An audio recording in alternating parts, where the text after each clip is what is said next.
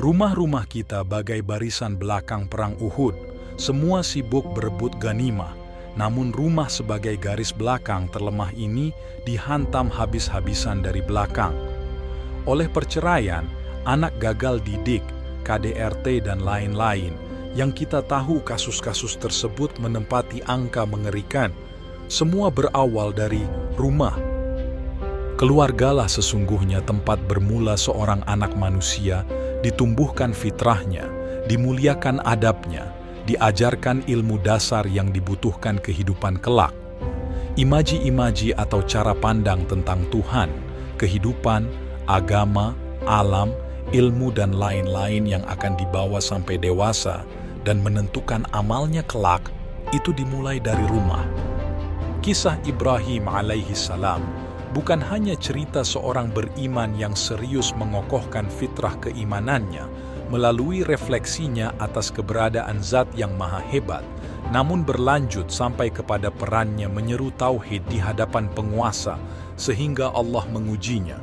Bahkan berlanjut sampai kepada perannya menjadi ayah sejati sehingga Allah pula mengujinya dan beliau lulus dengan sempurna.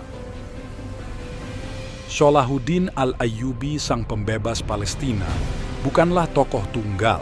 Ia adalah bagian dari peran-peran kolektif sebuah generasi yang setiap mereka pada generasi itu menempati setiap posisi dengan peran terbaik. Dan generasi itu lahir dari pendidikan sejati di rumah dan jamaah, selama beberapa generasi dengan misi perjuangan yang menyatu, yaitu melahirkan khalifah Allah di muka bumi, yang menebar rahmat bagi semesta dengan mengembalikan kemuliaan dinullah. Maka para ayah bunda, jika keimanan kita mendorong ghirah kita untuk membuat perubahan peradaban yang lebih baik, maka ikrarkan dan azamkan dalam jiwa untuk kembali kepada fitrah keayah bundaan kita untuk mendidik anak sesuai fitrahnya dan mengantarkan mereka kepada peran peradaban terbaik dengan semulia-mulia adab. Bismillahirrahmanirrahim. Alhamdulillahirrabbilalamin. Alhamdulillahilladzi hadana lihadza wa ma kunna linahtadiya laula an hadanallah. Asyhadu an la ilaha illallah wa asyhadu anna Muhammadan abduhu wa rasuluhu la nabiyya ba'da. Selamat malam ayah bunda dan teman-teman semuanya. Alhamdulillah kita masih diberikan kesempatan oleh Allah Subhanahu wa taala untuk dapat berkumpul, untuk dapat sama-sama kita berthalabul ilmi pada malam hari ini dalam sebuah kajian online, dalam sebuah webinar yang diselenggarakan oleh Fitrah World Movement bersama dengan Dompet Duafa dengan tajuk menggelorakan semangat juang fisabilillah melalui pendidikan tauhid dalam keluarga. Insya Allah nanti materinya akan disampaikan oleh gurunda kita, Al Ustadz Wido Supraha, yang nanti juga akan dimoderatori oleh Ustadz Ulum atau biasa disapa dengan Kang Ulum, begitu ya. Insya Allah, sebelumnya perkenalkan, saya Muhammad Fatin, insya Allah akan menjadi host pada acara hari ini sampai dengan nanti kurang lebih jam 9:30 malam ya, insya Allah.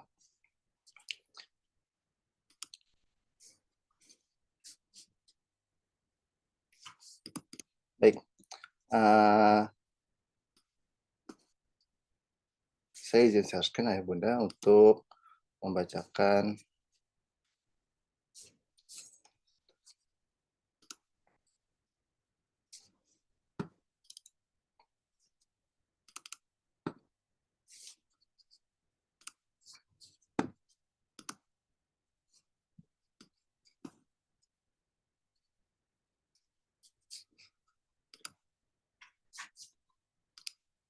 baik, berikut ini adalah profil singkat tentang Kang Ulum ya, Kang Ulum atau Ustadz Ulum. Ini adalah profil singkat beliau. Beliau adalah seorang suami dan ayah yang dikaruniai 2 orang anak laki-laki. Dia juga adalah ketua dari pondok pesantren berbasis keluarga yang bernama Saif Al-Ulum di Kabupaten Subang, Jawa Barat. Dia juga mengampu belajar di media online belajar ya, ayat sekolah rumah tangga. Beliau juga adalah seorang mentor ya di kelas belajar suami dengan lebih dari 5.700 lebih alumni. Ada beberapa buku yang beliau tulis tentang keluarga dan pengasuhan, di antaranya adalah Bapak, Kedua adalah saatnya ayah mengasuh, membasuh luka pengasuhan dan membasuh luka pengasuhan tazkiyatun nafs begitu ya. Baik ayah bunda dan teman-teman semua, tanpa berpanjang kata lagi, Kang Ulum sudah bersama kita pada hari ini. Assalamualaikum Kang Ulum.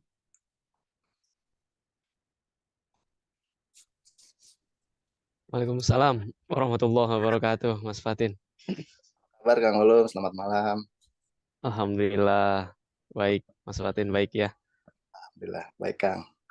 Baik Kang Ulum, untuk mempersingkat waktu untuk jaringan dan tempatnya kami persilakan. Terima kasih. Ya. A'udzubillahi minasyaitonirrajim. Bismillahirrahmanirrahim. Assalamualaikum warahmatullahi wabarakatuh.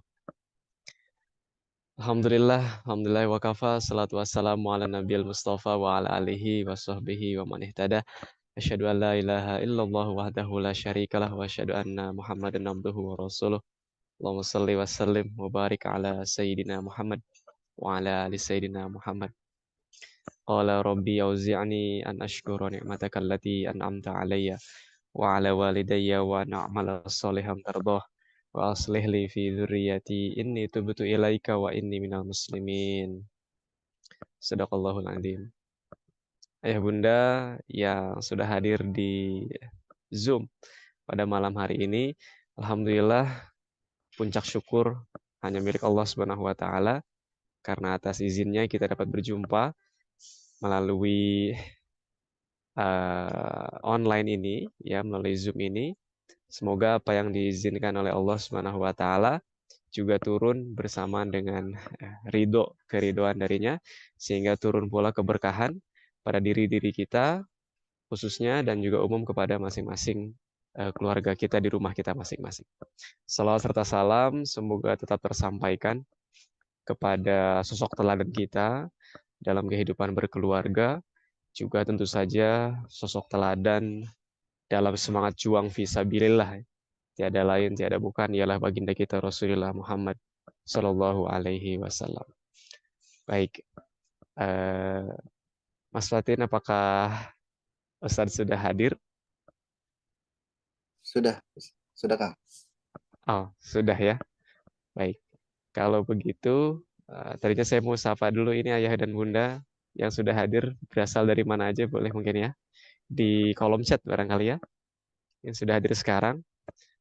Boleh sambil disampaikan asalnya dari mana, kemudian Masya Allah dari Pekalongan ini ya, ada juga dari Bogor, Pemalang, ya, Ibu Erna ya, Ibu Erna dari Pemalang, Singapura juga hadir, Masya Allah. Ada juga dari Banjar, Tangerang, Bandung, iya. Iya, ini ada yang sebut Bandung, saya jadi belum sempat memperkenalkan diri. Saya Ulum, asalnya sebenarnya dari Bandung, tapi kali ini online dari Jakarta, dari daerah Kelapa Gading. Ya, Assalamualaikum ayah bunda semua. Iya, ini dari Bandung juga, Bandung Barat. Aceh hadir, Masya Allah. Jombang. Iya, ayah dan bunda sekalian, yang barangkali sedang tidak ada uzur ya, sedang tidak ada uzur, sedang tidak dalam keadaan darurat, boleh untuk on cam ya, boleh untuk dibuka kameranya selama webinar di malam hari ini. Kita berdoa, kita berharap dengan dibukanya kamera kita begitu ya, dengan on cam-nya kita, semoga itu bisa menambah keberkahan dalam majelis ilmu ini ya, meskipun kita selenggarakan melalui online gitu ya. Terima kasih yang sudah membuka kameranya, Mas Ahmad Fahri, ini saya lihat. Jadi begitu dibuka kameranya langsung muncul di page pertama, itu rahasianya ya. Waalaikumsalam Mas Fahri ya. Jadi begitu kamera dibuka langsung muncul di slide pertama, di page pertama ya. Itu jadi silahkan sebelum kita nanti simak sama-sama webinar kajian tauhid malam hari ini bersama gurunda kita dengan topik menggelorakan semangat juang fisabilillah melalui pendidikan tauhid dalam keluarga. Kita tahu ya ayah bunda sekalian, paling tidak dari sejak tanggal 7 Oktober ya. 7 Oktober tahun ini gelora semangat juang fisabilillah itu sudah masuk ke dalam rumah-rumah kita ya. Bahkan anak-anak kita, anak-anak kecil ya. Kalau yang saya perhatikan sih itu sudah ikut juga menggelorakan. Jadi kalau masuk ke tempat-tempat perbelanjaan itu, saya sudah nggak asing nih ada anak-anak yang tiba-tiba nunjuk ke barang-barang kemudian bilang ini mendukung Israel nih, jangan dibeli nih, gitu ya. Itu anak kecil loh yang bilang begitu. Luar biasa. Semangat gelora dari orang tuanya rupanya sudah tertransfer nih kepada anak-anaknya. Nah, apakah ini juga yang nanti akan termasuk dibahas oleh gurunda kita? Ataukah nanti justru lebih dalam lagi dan lebih luas lagi ya pembahasannya? Saya kira tidak berlama-lama lagi. Ya, insya Allah kita akan segera simak. Dan terlebih dahulu mohon izin saya untuk menyampaikan beberapa profil singkat dari gurunda kita di malam hari ini. Ya, Bismillahirrahmanirrahim. Beliau insya Allah yang akan menjadi guru kita di malam hari ini adalah Ustadz Dr. Haji Wido Supraha. Beliau adalah seorang yang sangat aktif dalam berbagai kegiatan, khususnya dalam keterlibatan di berbagai komunitas, organisasi, dan lembaga dakwah Islam. Beliau menjadi Wakil Ketua Komisi Penelitian dan Pengkajian di MUI Pusat sejak 2021 hingga sekarang. Pernah menjabat sebagai Wakil Ketua DPP PUI, ya, Persatuan Umat Islam dari tahun 2020 hingga 2024. Selain itu sebagai Ketua dari DPP BKS PPI, Badan Kerjasama Pondok Pesantren Indonesia, Bidang Kerjasama Luar Negeri, hingga tahun 2028. Beliau juga sebagai pendiri atau Dewan Pengawas ini Koalisi Nasional Pembangunan Keluarga KNPK dan Ketua Dewan Syariah Laz Asar Humanity. Selain keterlibatan di bidang organisasi tadi, Dr. Wido Supraha juga aktif sebagai pembina di berbagai forum dan komunitas seperti anggota Dewan Pakar BKPRMI, Bina Forum Rohani Islam, Perguruan Tinggi Kedinasan se-Indonesia, dan Dewan Penasehat Ikatan Dai Indonesia, IDAI, Kota Depok, dan pembina Majelis Iman Islam, MANIS. Ya. Di ranah pendidikan, beliau memiliki pengalaman di bidang akademis sebagai Kepala Pusat Studi Islamisasi Sains di Sekolah Pasca Sarjana UIK Bogor pada periode 2023 hingga 2024, aktif sebagai dosen tetap mata kuliah Supervisi Pendidikan Islam di Sekolah Pasca Sarjana Universitas Ibnu Khaldun Bogor, dan merupakan pendiri Sekolah Adab, dan juga memegang jabatan sebagai Direktur di Institut Adab Insan Mulia. Masya Allah.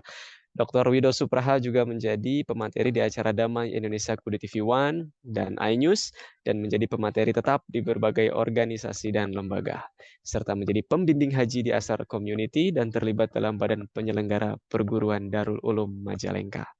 Beliau juga tergabung menjadi anggota di badan penyelenggara Universitas Halim Sanusi UHS Bandung. Beliau menuangkan ilmunya ke dalam beberapa karya buku. Tadi saya sempat lihat beberapa karya buku beliau, dapat lihat di websitenya widosupraha.com ya. Dan beliau memiliki moto hidup mulia atau mati syahid. Kariman al syahidan ya. Beliau dapat dihubungi di nomor handphone seperti yang kita simak di sebelah kiri. Instagramnya beliau sangat aktif di @supraha ya, Instagram di @supraha, juga di TikTok. Masya Allah, saya malah belum punya TikTok nih, saya sudah punya ya. Baik, sepertinya sudah masuk ya, Mas Fatin, kepada Al-Ustaz Dr. Wido Supraha untuk jaringan dan tempat kami persilahkan. Silakan Ustaz. Baik, terima kasih Mas Ulum Saif dan Mas Muhammad Fatin. Salam takzim kami juga kepada sahabat ayah bunda, ada Mas Fahri, Mas Wahyudi, Mas Ivan, Mbak Isya, Mbak Rosiana, Mbak Nur Hasana yang terlihat di layar, dan juga Bapak Ibu ayah bunda, sahabat semuanya, pejuang pelahir generasi beradab untuk peradaban yang lebih baik. Uhayyikum jami'an bitahiyatil islamil khalidah wa tahiyatul islami salam. Assalamualaikum warahmatullahi wabarakatuh. Semoga kedamaian, rahmat Allah, berkahnya tercurahkan kepada sahabat semuanya. Alhamdulillahirabbil alamin, wa bihi nasta'inu ala umuri dunya waddin. Asyhadu an la ilaha illallah wa asyhadu anna Muhammad Rasulullah. Allahumma fasalli wa sallim wa barik ala sayyidina Muhammad sayyidil mursalin wa ala alihi wa sahbihi ajma'in, amma ba'du. Alhamdulillah, pada malam hari ini senang sekali bisa membersamai Fitra World Movement didukung oleh Dompet Duafa, yang mudah-mudahan kebersamaan ini adalah saling menguatkan di jalan Allah, di jalan keistiqomahan. Mudah-mudahan kita wafat dalam husnul khatimah, amin. Dan mudah-mudahan kita semuanya dikumpulkan di jannahnya Allah Subhanahu wa taala. Amin ya Allahu ya Rabbal alamin. Materi, oh ya, mohon maaf, screen sharingnya saya belum diizinkan, boleh dibantu. Dan materi yang akan kita bahas pada kesempatan kali ini yaitu bagaimana semangat juang fisabilillah melalui pendidikan tauhid di dalam keluarga.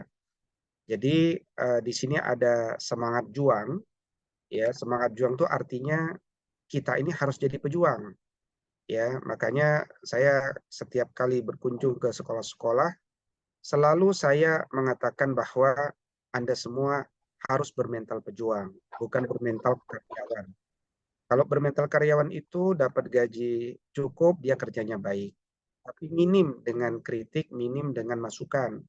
Tapi kalau bermental pejuang, dia punya sense of belonging, punya rasa kepemilikan, sehingga kemudian seseorang itu akan banyak masukannya, kritiknya. Makanya guru-guru terbaik itu bagi saya adalah guru-guru yang banyak kritikannya, karena kritikan itu dibangun karena perhatiannya dan kecintaannya. Dan kita tahu bahwa suka tidak suka, siap tidak siap, ketika kita ini dikaruniai anak, ya, maka pada saat itu apapun background latar belakang pendidikan kita, ada yang S1 kepolisian, ya kan, S1 militer, S1 kedokteran, ya, atau apapun, pada saat itu kita sudah menjadi pendidik tuh.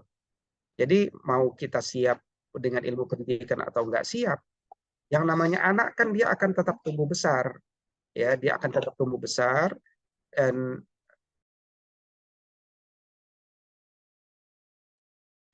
dan dia akan tumbuh besar, dia akan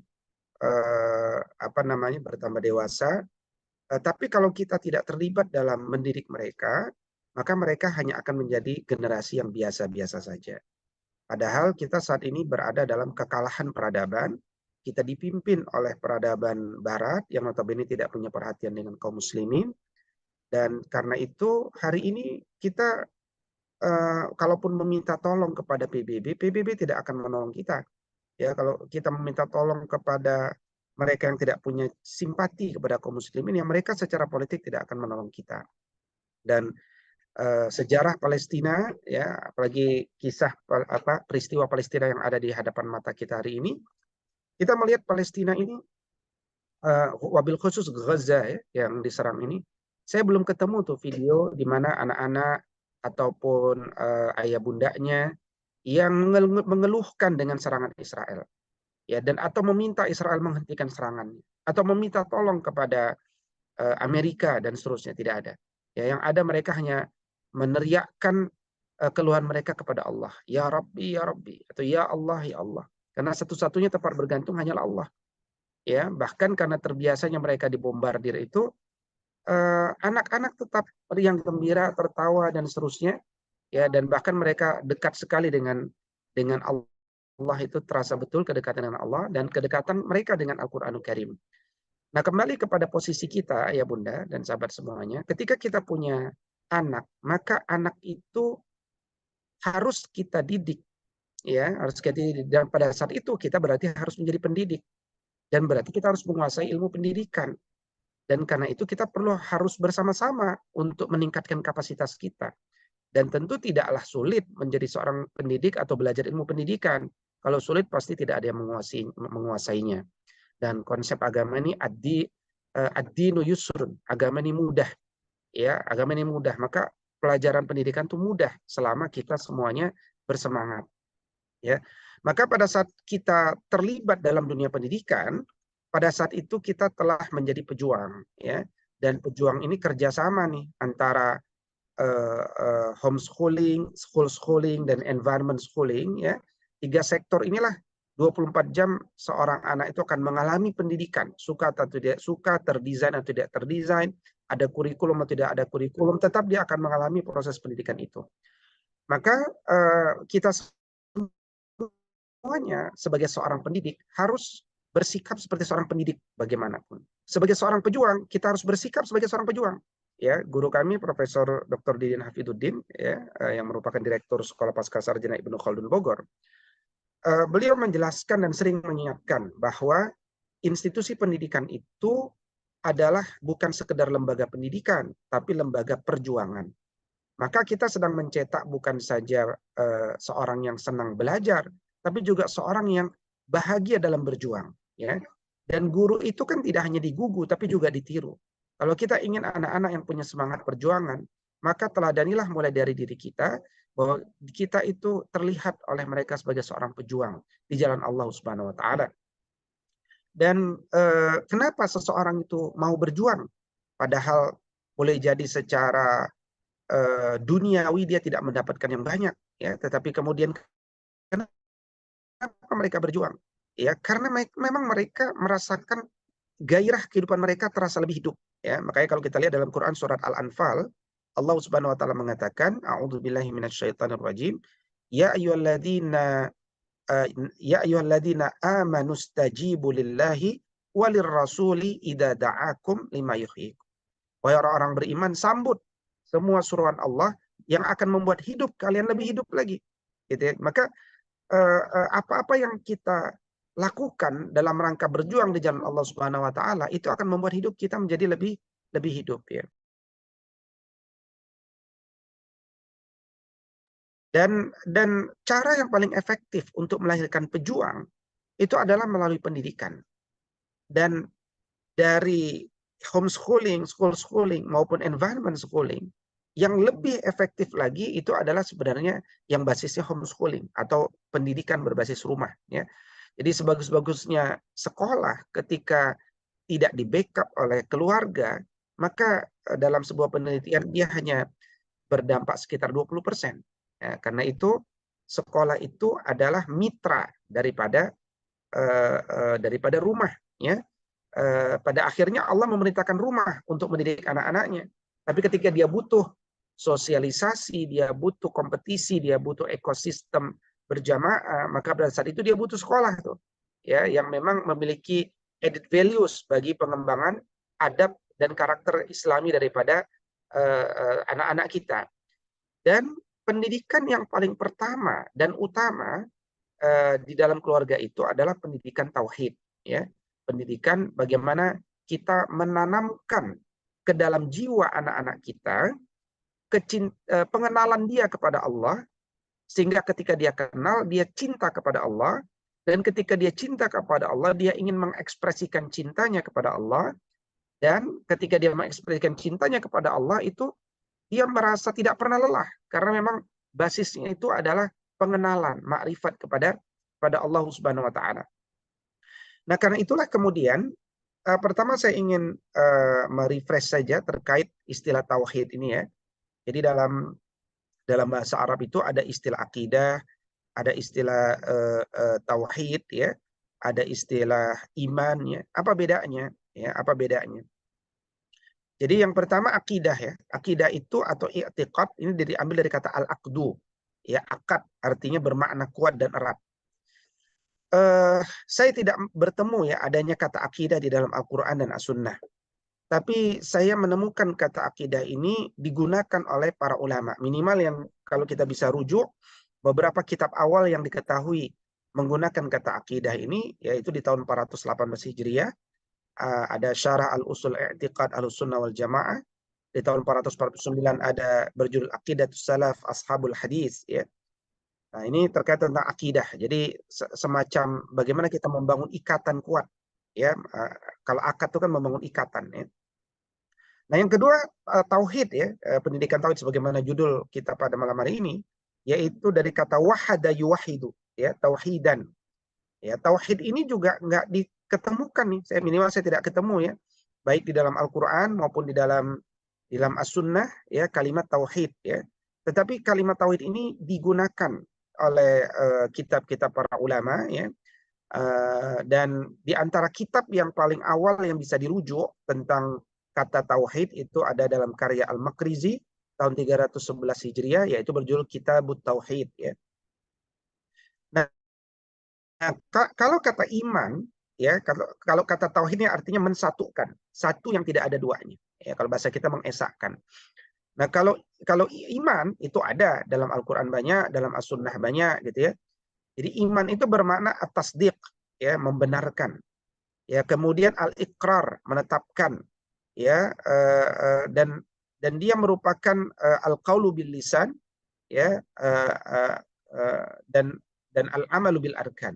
Dia di perkataan dan juga perbuatan setelah ditetapkan di dalam hati ya.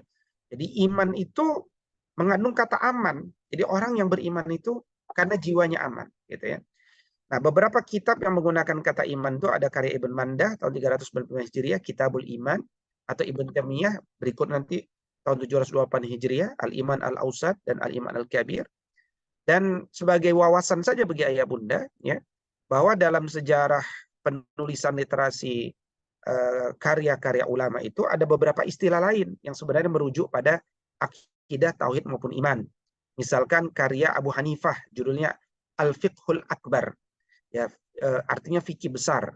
Fikih besar ini bukan belajar fikih seperti wudu, ya kan, haid, nifas, bukan. Al-Fiqhul Akbar ini cerita tentang bagaimana mengajarkan kepada pembacanya tentang akidah, ya, tentang sifat-sifat Tuhan, ya, dan seterusnya. Kemudian as-sunnah dalam kitab sunnah karya Imam Ahmad bin Hanbal ini juga sebenarnya berbicara tentang akidah meskipun judulnya as-sunnah kita. Ya, atau kitab Syarhus Sunnah karya Al-Imam Al-Barbahari ini juga berbicara tentang akidah meskipun judulnya Syarhus Sunnah. Ya, kemudian juga Asy-Syari'ah ya, ataupun Usuluddin ya, dan seterusnya. Ini juga beberapa kosakata yang merujuk pada kajian akidah ya.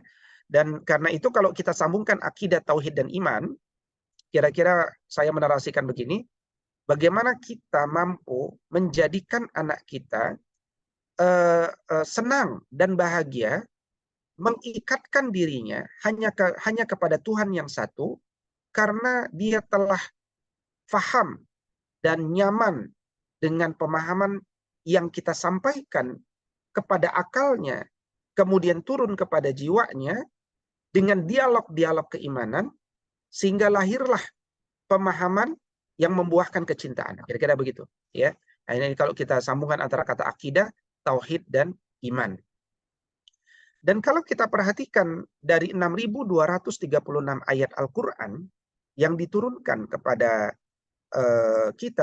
kepada Nabi SAW sejak umur 40 sampai umur 63, itu kan terbagi atas dua periode Makkiyah dan periode Madaniyah. Periode Makkiyah itu periode ketika Nabi berdomisili di kota Makkah, turunnya belum tentu di Makkah. Sementara periode Madaniyah adalah periode ketika Nabi berdomisili di Madinah, turunnya belum tentu di Madinah.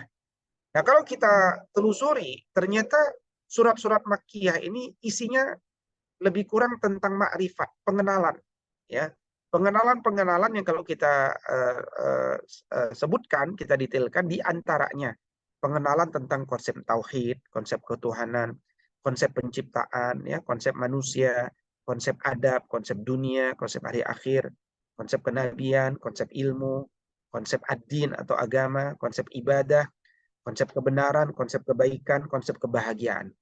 Inilah yang diajarkan kepada murid-murid Nabi SAW di masa 13 tahun pertama.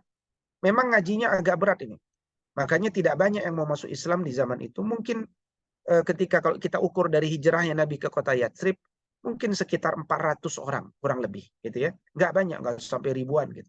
Berbeda kemudian nanti ketika kita melihat fase Nabi menaklukkan kota Mekah, itu 10.000 orang, belum lagi nanti bergelombang-gelombang orang masuk Islam. Tapi kualitinya beda. Berbeda ketika kita mengawali pendidikan itu dengan tauhid, dengan pendidikan yang tiba-tiba mengajarkan dia sholat, gitu. Jadi kadang-kadang kita ini punya target ya. Kadang-kadang orang tua tuh, ya Ustadz, yang penting anak saya itu yang penting anak saya itu rajin sholat sama pintar baca Quran, Ustaz. Kira-kira begitu saja. Ya, padahal nomor satu adalah yang penting anak kita cinta sama Allah dulu. Ya, karena kalau dia udah cinta kepada Allah, maka dia akan lakukan apa yang Allah perintahkan. Tapi kalau kita ajarkan sesuatu dengan beban-beban, padahal dia belum cinta kepada Allah, why-nya itu belum dapat. Gitu. Makanya kalau kita lihat Quran surat Al-Baqarah ya, diawali itu dengan kalimat a'udzubillahi minasyaitonirrajim, bismillahirrahmanirrahim, alif lam mim, dzalikal kitabu la raiba fi hudal lil muttaqin. Jadi Quran itu sebagai sumber hidayah bagi siapa? Bagi orang-orang bertakwa. Siapa orang bertakwa itu? Kata Allah sebelum dia sholat, sebelum dia zakat adalah alladzina yu'minuna bil ghaib. Jadi nomor satu itu adalah dia bisa beriman kepada sesuatu yang tidak empirik. Tapi dia bisa merasakan itu. Ya. Makanya orang beriman itu hati-hati. Ya, kata Nabi, ittaqu firasatul mu'min. Hati-hati dengan firasat orang beriman. Ya, innahu yanzuru min nurillah atau binurillah. Karena dia itu melihat bukan dengan mata zahirnya. Dia melihat dengan mata batinnya. Ya, bagaimana kemudian dia bisa meyakini adanya Allah, padahal dia tidak melihat Allah itu ada, kecuali dia melihat daripada ciptaannya, dia berpikir daripada hakikatnya, dan seterusnya. Gitu ya. Makanya ada istilah ma'rifat menuju hakikat. Nah, kalau orang sudah mengenali hakikat, maka dia siap bersyariat. Gitu. Kalau orang bersyariat tidak siap dengan dia tidak mengenali hakikat, maka syariat itu hanya dikerjakan dengan motif menyelesaikan kewajiban, ya yang penting saya melaksanakannya, sehingga dikerjakan dengan asal-asalan dan dibaca tanpa penghayatan, ya, dan itu juga dilakukan dengan tidak sesuai kepatutan, dan itu yang kemudian membuat sholat-sholat itu tidak tanha anil fahsya'i wal munkar, gitu ya. Jadi 13 tahun pertama itu kaum muslimin itu dididik dengan konsep ini. Mereka disuruh mikir. Makanya perintah pertama itu bukan suruh sholat lagi-lagi, tapi iqra. Iqra itu berpikir. Karena membaca itu dengan akal. Membaca itu dengan penghayatan, gitu ya. Maka orang yang berpikir, dia akan mendapatkan pelajaran. Orang yang berhenti berpikir akan juga berhenti peradaban. Maka kata iman itu, jadi semua konsep-konsep tadi kan konsep iman nih semua. Jadi kalau kita ibarat dialog sama anak-anak kita, dialog kita itu adalah tentang bagaimana hakikat dunia. Siapa itu manusia, ya? Kemudian hari akhir itu bagaimana? Ad-din itu sebenarnya apa? Ilmu itu apa? Ya kan, kebenaran itu apa? Ya, kebaikan itu apa? Kebahagiaan itu apa? Gitu dialog-dialog. Ya, yang setiap manusia itu pasti akan galau dalam fase-fase kehidupan. Ya, tetapi ketika dia mendapatkan pencerahan dalam agama ini, insya Allah jiwanya akan aman. Makanya iman itu mengandung kata aman. Ya, orang yang beriman dia akan aman, dan orang yang aman dia tidak akan galau. Justru sebaliknya minimal akan lahir tiga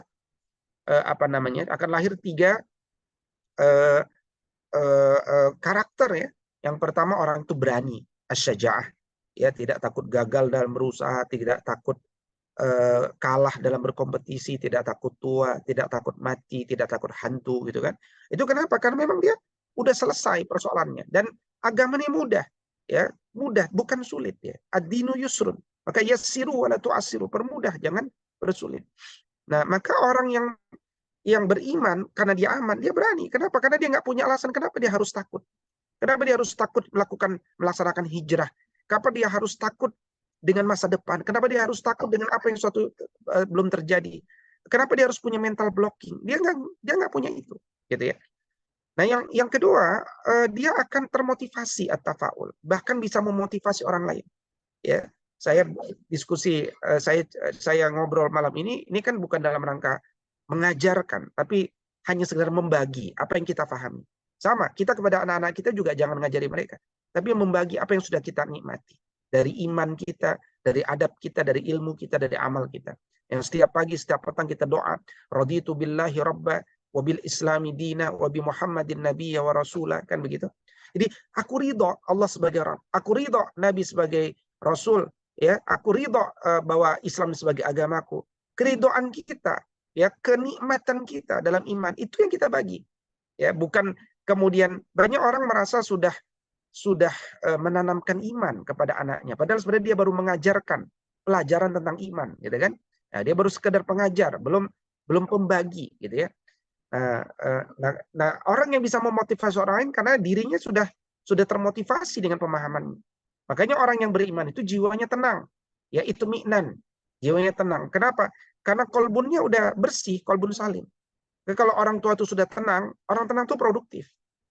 Ya, dan kalau dia sudah tenang, rawatlah ketenangan itu sampai kemudian mudah-mudahan Allah wafatkan dia dalam kondisi jiwa yang tenang. Dan itu yang paling bahagia ketika malaikat datang kepadanya, jiwanya tenang, dan dia dipanggil dengan panggilan ya ayyatuhan nafsul mutmainnah, wahai jiwa-jiwa yang tenang, irji'i ila rabbiki radiyatan mardiyah, kembalilah kepada Rabbmu dalam kondisi ridho dan diridhoi Allah Subhanahu wa taala. Nah, kalau coba kita bayangkan dulu ya. Oke lah, kita jangan bicara jihad dulu. Kita bicara sholat saja. Kita bicara saum saja. Kita bicara amal-amal yang lain. Dulu di masa Nabi masih hidup, ketika Nabi berhasil menanamkan iman kepada sahabat-sahabatnya, itu minimal ada 3 orang tuh yang satu, yang tiga-tiganya berpikir bahwa kualitas mereka dibandingkan Nabi itu kan jauh sekali. Nabi ini Nabi, tapi mereka melihat Nabi ini masih sholat malam, masih nikah, masih puasa, iya kan? Padahal dosa-dosa sudah diampuni, dan dia seorang Nabi. Logik dong kalau kemudian mereka berpikir, kalau gitu kita harus beribadah lebih dari Nabi. Kalau Nabi menikah, kita nggak boleh nikah. Kalau Nabi masih sholat malam, kita sholat malam tapi jangan tidur-tidur. Kalau Nabi puasa tapi berbuka, kita puasa tapi jangan buka-buka. Gitu. Sampai badan mereka kurus dan seterusnya. Artinya, nggak ada yang maksa mereka tuh untuk melakukan amal seperti itu. Tapi orang kalau sudah punya iman, itu kemudian seperti mencari apa yang kemudian tidak dicari orang-orang biasa-biasa saja gitu. Nah, tapi ternyata kan Nabi memarahi mereka. Kenapa? Ya logika mereka dapat, tapi agama ini punya standar, ya.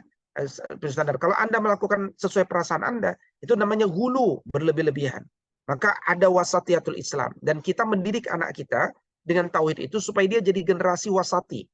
Generasi yang pertengahan. Sebagian Al-Quran surat Al-Baqarah ayat 143.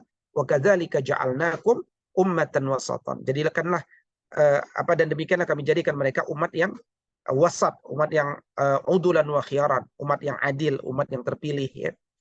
Nah, ketika mereka telah bahagia dengan agama ini, ya, barulah kemudian Nabi menurunkan surat-surat Madaniyah yang kata Imam Mujahid, seorang tabi'in, jumlahnya ada 26 surat itu. Seperti Al-Baqarah, Ali Imran, An-Nisa, Al-Maidah, Al-Bara'ah, Ar-Ra'd dan seterusnya, yang kalau kita bedah itu konsep-konsep berat semua itu, ya, konsep ukhuwah, ada kewajiban membangun ukhuwah, bahkan bukan ukhuwah itu bertingkat-tingkat, ada ukhuwah imaniyah atau islamiyah, ada ukhuwah watoniyah, ada ukhuwah insaniyah atau basyariyah.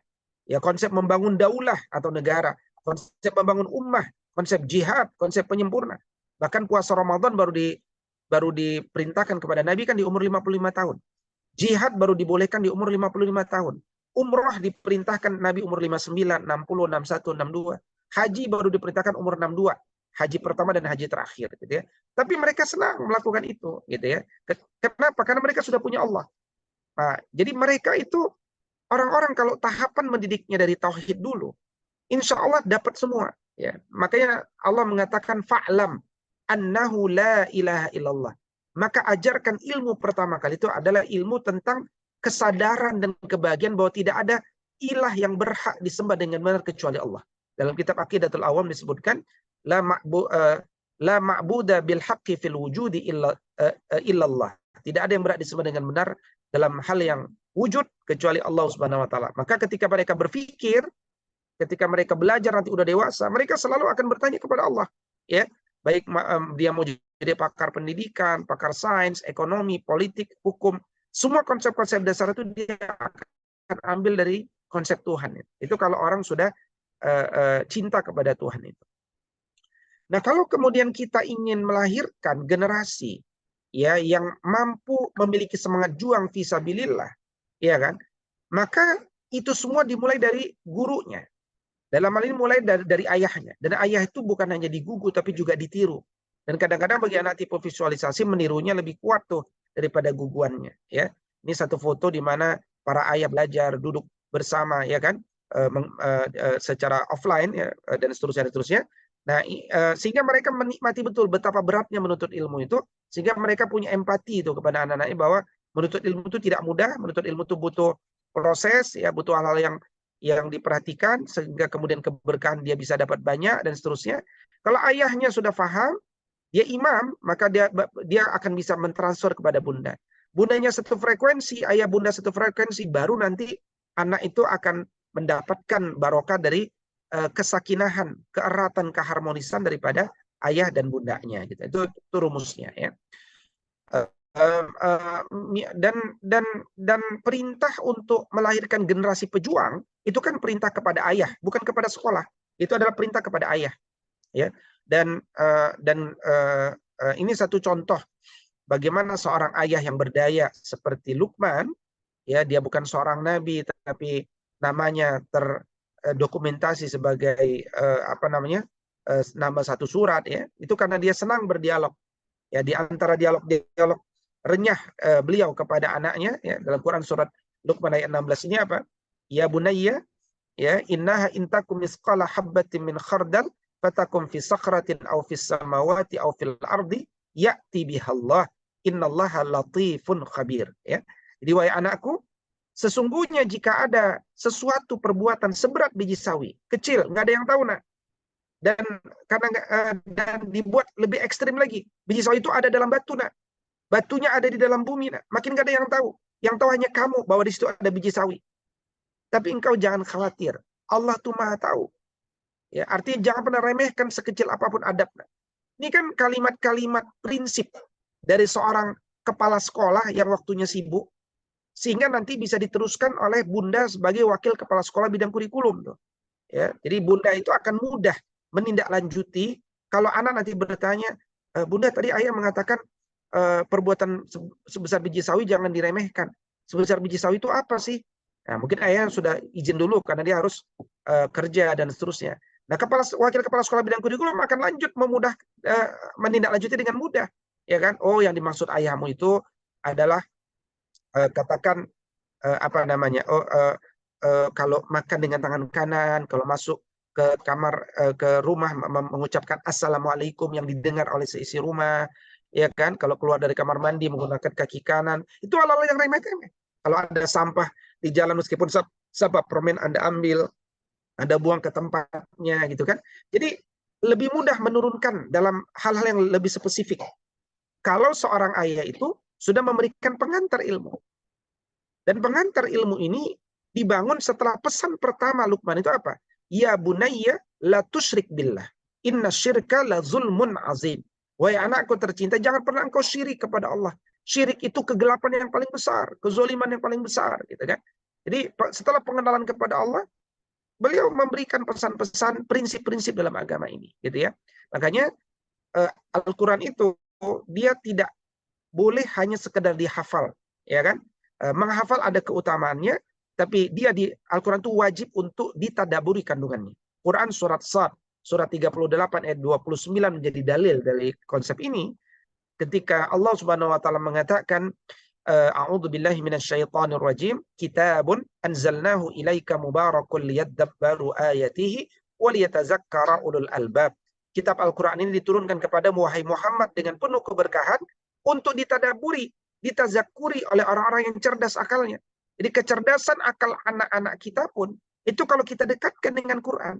Ketika Quran itu jadi sumber segala kurikulum yang kita bangun, baik di rumah maupun di sekolah.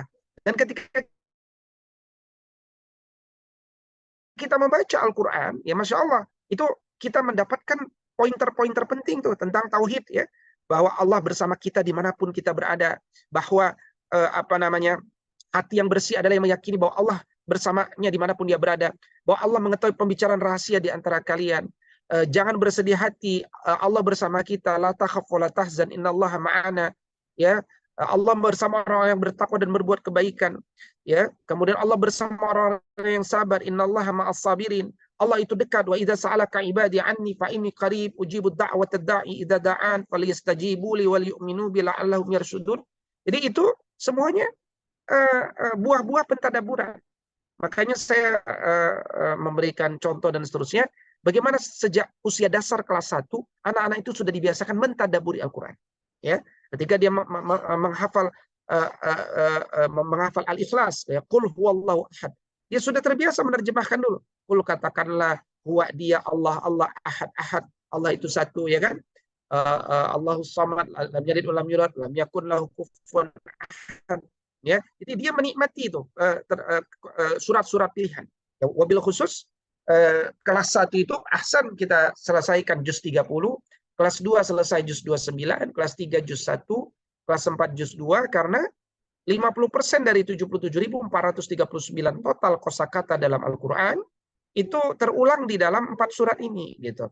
Dan ketika mereka terbiasa dengan tadabbur Quran, itulah sumber awal daripada kecerdasan nalaristik, ya, daripada seorang itu. Jadi Quran itu jangan diposisikan sebagai sekedar dicari pahalanya saja ketika dibaca, ya.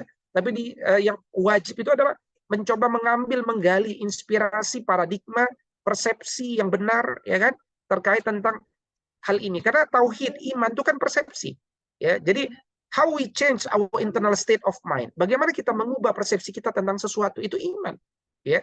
Dan kalau kita nggak merujuk pada Al-Quran dan As-Sunnah, maka persepsi kita paling banter sesuai hawa nafsu kita, atau persepsi kita paling banter mengikuti mungkin orang-orang Barat, ya, Karl Marx, Derrida, Foucault, ya, dan seterusnya. Jadi orang itu nggak bisa bebas nilai. Kalau dia nggak kuasai Quran, wajar kalau kemudian seorang itu hidup gampang khawatir dengan masa depan, gampang depresi, ya, gampang merasa cemas dan seterusnya. Nah, itulah penyebabnya, karena dia nggak paham dan dia nggak punya obat tuh untuk memperbaiki persepsinya yang keliru, gitu ya. Nah, makanya Nabi SAW itu pertama kali menanamkan iman tuh kepada Allah, kemudian menanamkan kecintaan kepada beliau sendiri, kemudian mendidik kecintaan kepada Islam, baru kemudian membiasakan dengan kecintaan pada syariat, ya, misalkan dalam aurat, dalam berpakaian, ataupun dalam halal yang lain, ya. Contoh bagaimana Nabi SAW mengajarkan kepada murid-muridnya tentang keutamaan mencintai Allah Subhanahu wa taala, ya. Misalkan Nabi SAW mengatakan, man ahabba liqa Allahi ahabballahu liqa'ahu, wa man kariha liqa Allahi kariha Allahu liqa'ahu. Siapapun yang mencintai perjumpaan dengan Allah, Allah mencintai perjumpaan dengannya. Sebaliknya, siapapun yang membenci perjumpaan dengan Allah, Allah pun membenci perjumpaan dengannya. Maka kita bangun persepsi yang benar, ya, dalam hal ini, karena berdasarkan nas yang sahih bahwa mencintai Allah itu akan mengundang cinta Allah kepada kita, gitu. Nah, yang kedua, bahwa memang ketika kita mencintai Allah, pada konsekuensi kita mencintai Rasul SAW, ya. Dan Allah mengatakan dalam Quran surat Ali Imran ayat 31, qul in kuntum tuhibbunallah fattabi'uni yuhibbukumullah wa yaghfir lakum dzunubakum wallahu ghafurur rahim. Jika engkau betul mencintai Allah, ikuti aku, niscaya Allah akan mencintaimu dan mengampuni dosa-dosamu, gitu kan. Dan ketika kita mencintai Allah, konsekuensi kita akan mencintai kalam Allah. Karena kalau kita mengaku cinta kepada Allah tapi kita nggak mau tunduk kepada kalam Allah, itu aja dialog. Itu sama saja dengan theistic agnostik, ya. Kita kenal sama Allah tapi kita nggak mau tunduk kepada Allah. Kita kenal sama Allah tapi kita nggak tunduk kepada kalam Allah. Makanya Jundub bin Abdillah dulu masih sempat, gitu ya, masih sempat mendapatkan kenikmatan pengajaran dari Nabi SAW, dan itu beliau rasakan. Kata beliau, wa nahnu fityanun khazawiratun fata'allamna al-iman qabla an nata'allama al-Qur'an thumma ta'allamna al-Qur'ana fazdadna bihi imanan. Ketika kami dulu bersama Nabi SAW, saat itu kami merupakan sosok-sosok pemuda yang kuat. Kami belajar iman sebelum belajar Quran. Kemudian ketika kami belajar Quran, iman kami jadi bertambah, gitu. Jadi kalau dengan bahasa kita, saya ingin katakan, Jundub bin Abdillah mengatakan, dulu sebelum Nabi mengajarkan kami sebelum Nabi mendekatkan kami dengan kalam Allah, dengan sumber dari segala sumber ilmu, yaitu Al-Quranul Karim, kami terlebih dulu dibuat bahagia bersama Allah. Ya, ketika kami bahagia dengan Allah, kami pun akhirnya bahagia dengan kalam Allah. Nah, ketika kami sudah bahagia, kami kemudian mencintai itu, membaca Quran, menikmati, memahami. Nah, ketika kami berinteraksi dengan kebahagiaan, kami mendapatkan pemahaman. Dan ketika mendapat pemahaman itu menambah kebahagiaan kami. Jadi orang kalau belajar Quran itu harusnya tambah bahagia. Kenapa? Karena dia dapat kabar-kabar gembira tuh dari Al-Quranul Karim. Ya, itulah pentingnya menanamkan pelajaran iman itu berbasis Quran dan difahami kandungannya gitu. Nah kemudian keutamaan orang yang mencintai Allah pada akhirnya dia nggak merasa pantas untuk melakukan hal-hal yang tidak diridhoi Allah Subhanahu Wa Taala, atau dia bergantung kepada selain Allah, dia nggak pantas gitu. Nah makanya kemudian Allah Subhanahu Wa Taala mengatakan intajtanibu kabair ma tunhauna anhu nukaffir ankum sayiatikum wa nudkhilakum mudkhalan karimam. Jadi masya Allah, kita ada kesempatan melakukan dosa besar. Ya kata Allah, kita jauhin dosa besar itu. Ya, kan ada banyak dosa kata Allah, ada dosa kecil, dosa besar. Al-kabair itu dosa-dosa besar. Ya. Kalau kita ingin tahu apa itu al-kabair, bisa membaca karya Imam Az-Zahabi ya, dalam karya Al-Kabair. Jadi kalau kita menjauhi Al-Kabair, baru menjauhi saja nih, justru Allah akan hapuskan kesalahan-kesalahan kita yang kecil. Dan Allah akan masukkan kita ke tempat yang mulia. Baru menjauhi dosa-dosa besar tuh. Ya, baru menjauhin. Ya, jadi Masya Allah, keutamaan mencintai Allah itu luar biasa. Nah, makanya kemudian sebagai ayah bunda, ketika kita ingin menanamkan tauhid, iman kepada Allah Subhanahu Wa Taala, nomor satu yang perlu kita lakukan adalah berdoa kepada Allah. Karena yang memegang jiwa-jiwa anak-anak kita itu adalah Allah Subhanahu Wa Taala. Ya, Allah Subhanahu Wa Taala. Jadi kita berdoa kepada Allah yang memegang jiwa. Kalau Allah berkehendak, anak kita nggak ditakdirkan nggak soleh. Ya, anaknya Nabi Nuh ada yang tidak soleh. Ya, anaknya Bani Israel, ya, Bani Yakub, ya, itu ada 12 orang. Cuma satu yang jadi nabi. 11-nya berkomplot untuk membunuh yakni Nabi Yakub misalkan. Nabi Yusuf alaihissalam misalkan. Ya, dan seterusnya. Jadi apakah mereka ayah yang gagal? Lah itu takdir dari Allah Subhanahu Wa Taala semuanya. Allah berkehendak. Ya, hatta anak Nabi pun ternyata bisa tidak soleh. Hatta anak Nabi pun, bahkan istri Nabi pun ternyata nggak mengikuti dakwah Nabi SAW. Tapi kegagalan seorang ayah, kegagalan orang tua itu adalah ketika dia tidak menghadirkan proses pendidikan dalam kesempatan yang ada. Bahwa kemudian anak kita jadi soleh atau tidak soleh, ya itu bukan wilayah kita, wilayah Allah. Tugas kita berdoa dan menjalani proses yang benar. Kemudian serahkan kepada Allah Subhanahu Wa Taala. Sehingga kita tuh nggak stres, nggak depresi hanya karena kemudian anak kita tidak sesuai dengan apa yang kita harapkan, gitu kan? Jadi hadirkan proses. Pendidikan itu proses. Makanya Syed Muhammad Naqib Al-Atas mengatakan education is a process of instilling something into human being. Bagaimana pendidikan itu proses bertahap, pelan-pelan meneteskan hanya ilmu yang bermanfaat sampai ke dalam jiwa manusia. Nah, itulah definisi pendidikan itu, ya. Jadi kalau kita mendidik tapi nggak menghadirkan proses yang benar, ya kita nggak bisa bertanggung jawab kepada Allah Subhanahu Wa Taala. Ya, makanya kalau kita ingin ngomong, ingin dialog sama anak-anak kita, doa kepada Allah. Rabbi shrah li sadri wa yassir li amri wahlul 'uqdatan min lisani yafqahu qawli. Doa kepada Allah Subhanahu Wa Taala. Yang kedua, hadirkan iman yang benar, persepsi yang benar, motivasi yang kuat. Ya, semangat. Kalau doa itu serius. Nabi Zakaria alaihissalam ini keturunan dari Yehuda, ya, Yehuda bin Ishak, ya, Yehuda bin Yakub bin Ishak, ya. Nabi Zakaria alaihissalam ini berdoa, ya, qala rabbi habli min ladunka dzurriyyatan thayyibah innaka sami'ud du'a, ya. Jadi betul-betul doa itu yakin. Nah makanya Nabi SAW kan mengatakan satu di antara adab doa itu yakin. Ud'ullaha wa antum muqinuna bil ijabah. Doalah kepada Allah dengan keyakinan bahwa doamu akan dikabulkan Allah Subhanahu Wa Taala. Nah yang ketiga, ketika kita ingin menanamkan iman kepada Allah, perhatikan tahapan-tahapan perkembangan umur setiap anak.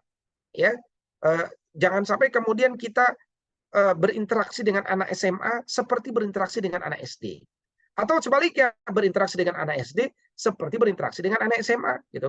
Atau berinteraksi anak SD seperti berinteraksi dengan anak kuliah, gitu. Jadi setiap waktu itu ada tahapannya, gitu ya.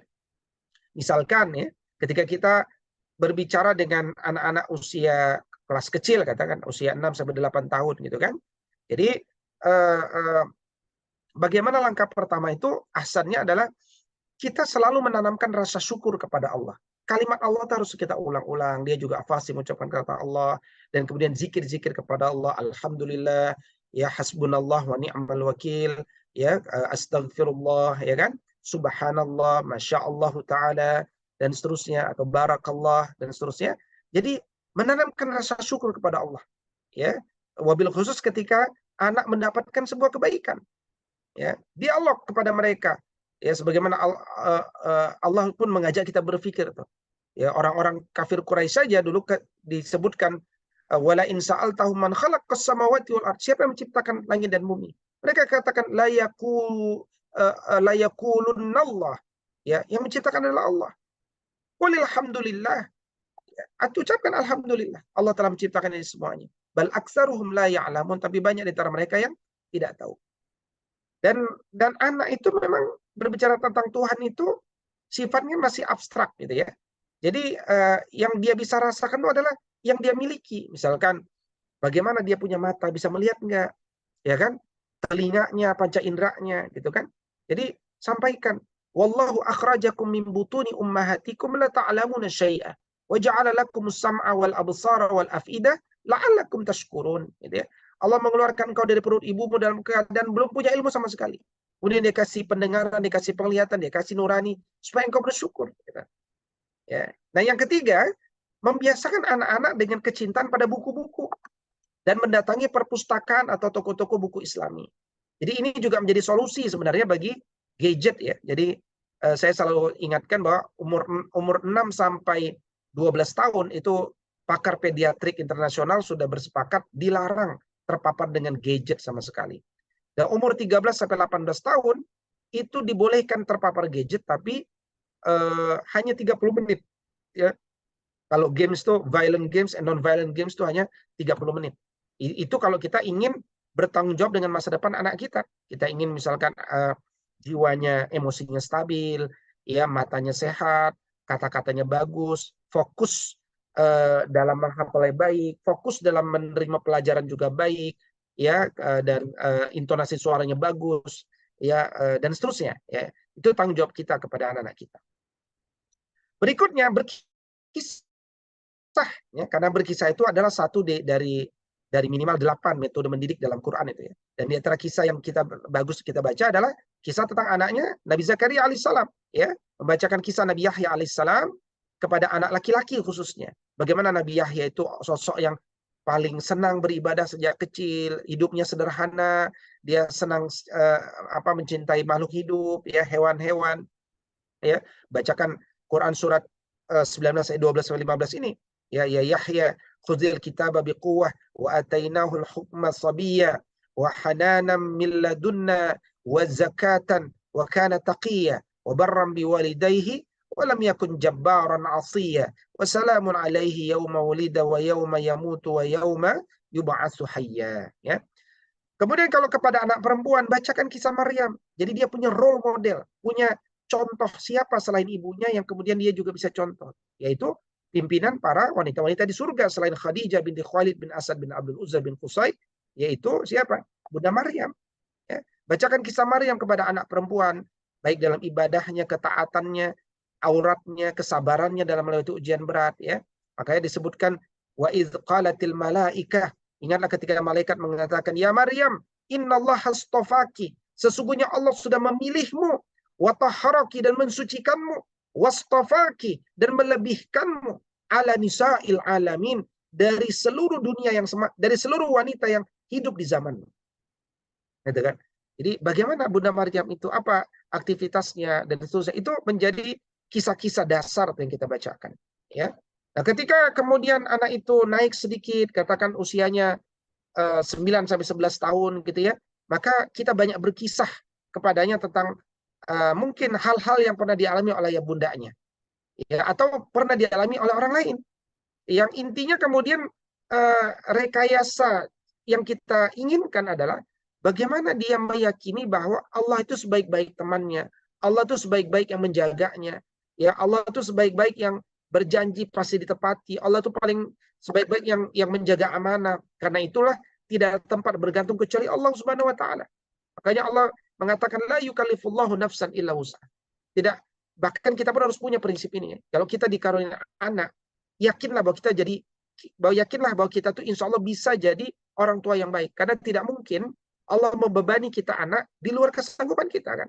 Ya, jadi perbanyak doa kepada Allah Subhanahu Wa Taala supaya kita ini tidak dibebani dengan beban yang kita tidak sanggup memikulnya. Rabbana la tu'akhizna in nasina wa akhtana. Rabbana wa la tahmil alaina isran kama hamaltahu 'alal ladzina min qablina. Rabbana wa la tuhammilna ma la taqata lana bih wa'fu 'anna waghfir lana warhamna anta maulana fansurna 'alal qaumil kafirin. Ini doa supaya kerja-kerja pendidikan kita itu dimudahkan Allah Subhanahu wa taala. Yang kedua adalah membiasakan menghayati Asmaul Husna. Anak-anak kita kelas 1 sudah mulai kita biasakan setiap hari membaca Asmaul Husna 99 nama Allah Subhanahu wa taala. Kemudian kita secara pelan mengenalkan apa itu Al-Wadud, apa itu kemudian Allah, apa itu Ar-Rahman, apa itu Ar-Rahim, untuk mendekatkan diri dia dengan Asmaul Husna, membaguskan dia dengan nama-nama Allah yang baik.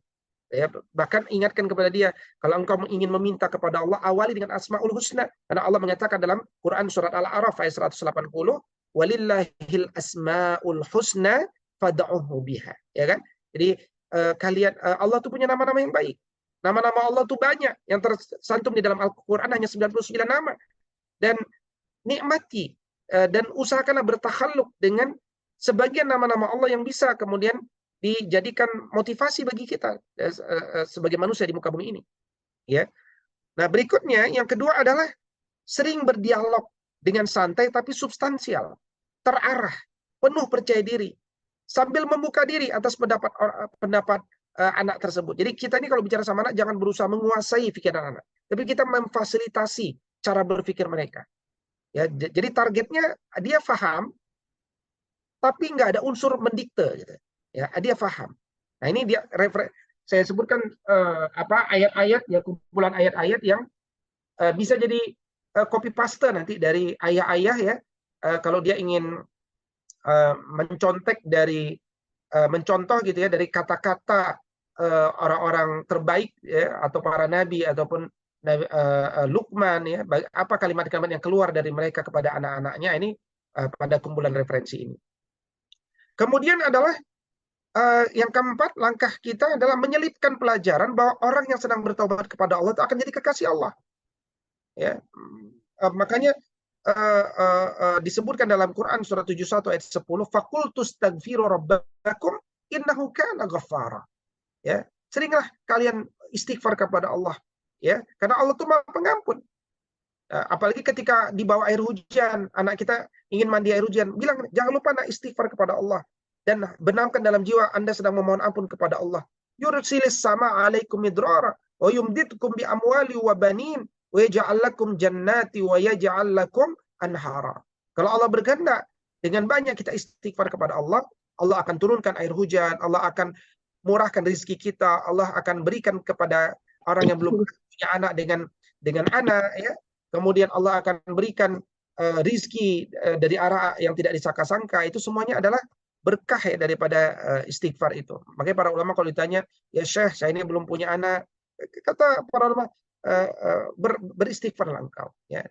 Dan itu dalilnya adalah surat ini. Ya. Kemudian perbanyak pertanyaan-pertanyaan yang menggugah jiwa mereka, membuat mereka berpikir. Karena pendidikan tauhid itu pendidikan mengajak mereka berpikir.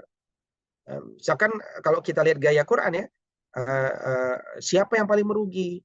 Atau maukah ku ceritakan sebaik-baik manusia? Maukah ku bacakan kisah begitu luar biasa dari calon penghuni surga dan seterusnya, gitu ya. Ini contoh misalkan, qul hal nunabbiukum bil akhsarina a'mala. Ya. Maukah kamu kuberitahukan kepadamu tentang orang-orang yang paling merugi perbuatannya? Gitu kan? Jadi dibuat mereka tertarik dulu. Dan setelah mereka tertarik, ditazkiyah jiwanya. Setelah ditazkiyah baru disampaikan ilmunya. Nah, itulah metode Nabi itu. Ya, yakni membuat mereka tertarik, mentazkiyah, baru kemudian menyampaikan ilmu. Gitu ya. Kemudian yang keenam, jangan remehkan perjalanan-perjalanan kita bersama anak-anak kita. Gitu ya. Jadi misalkan dari Jakarta ke Bandung, kita berada di dalam mobil, itu banyak dialog-dialog iman kepada mereka. Karena itu waktu yang paling efektif, karena anak-anak nggak kepecah tuh fokusnya, dia hanya dekat sama kita. Gitu. Sehingga ketika di dalam mobil itu kita banyak ngobrol dialog iman dengan mereka. Jangan banyak dengarkan musik, jangan banyak melakukan sesuatu yang perjalanan itu biasa saja, gitu kan. Wabil khusus lagi kalau anak kita sedang sakit, itu cara paling efektif juga bagi kita untuk dekat dengan dia, berdoa dan seterusnya.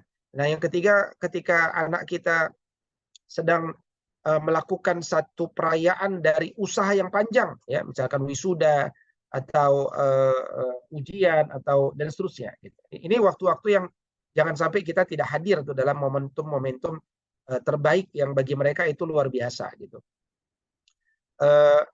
Makanya contoh dulu Nabi SAW pada Abdullah ibn Abbas radhiyallahu taala anhu, kan. Jadi kata Nabi SAW, ya gulam, inni u'allimuka kalimat. Ya wahai gulam, aku akan mengajarkanmu beberapa kalimat. Ya. Apa pelajaran Nabi kepada Abdullah ibn Abbas? Wahai pemuda, ihfazillah yahfazka. Engkau jaga Allah, nanti Allah akan jaga kalian. Ihfazillah tajiduhu tujahak. Jaga Allah, maka Allah akan selalu dapati engkau di hadapan. Ya wahai pemuda, idza sa'alta fas'alillah. Kalau engkau meminta, mintalah kepada Allah. Wa idza sta'anta fasta'in billah. Kalau meminta pertolongan, minta pertolongan kepada Allah. Gitu. Baik, berikutnya yang ketujuh adalah kita banyak berkisah tentang pertolongan Allah kepada waliullah, kepada orang-orang soleh.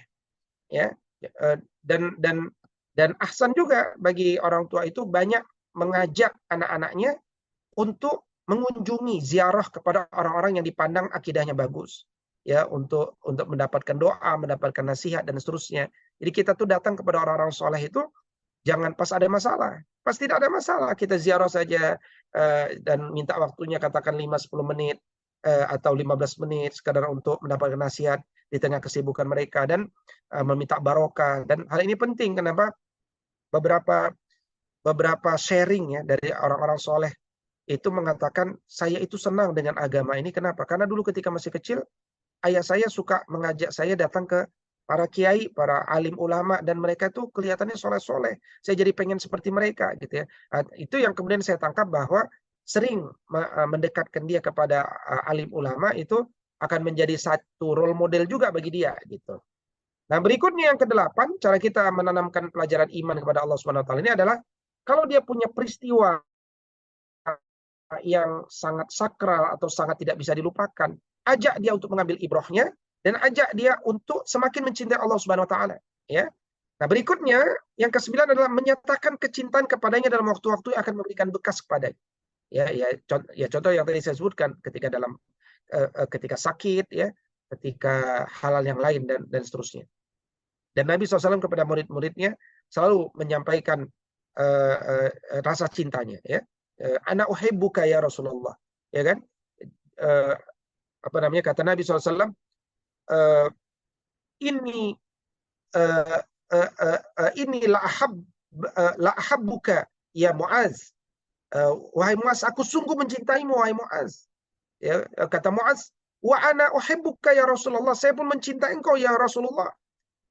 Baru kemudian Nabi mengajarkan tuh pelajaran berikutnya, ya, bahwa jangan engkau sampai meninggalkan bacaan berikut, ya, kalau ba'da sholat, apa itu, ya, Rabbi Allahumma a'inni ala dzikrika wa syukrika wa husni ibadati, atau Rabbi a'inni ala dzikrika wa syukrika wa husni ibadati. Kalau engkau betul mencintaiku Muaz, biasakan zikir ini, gitu kan. Nah, jadi senang orang. Kemudian kita itu jangan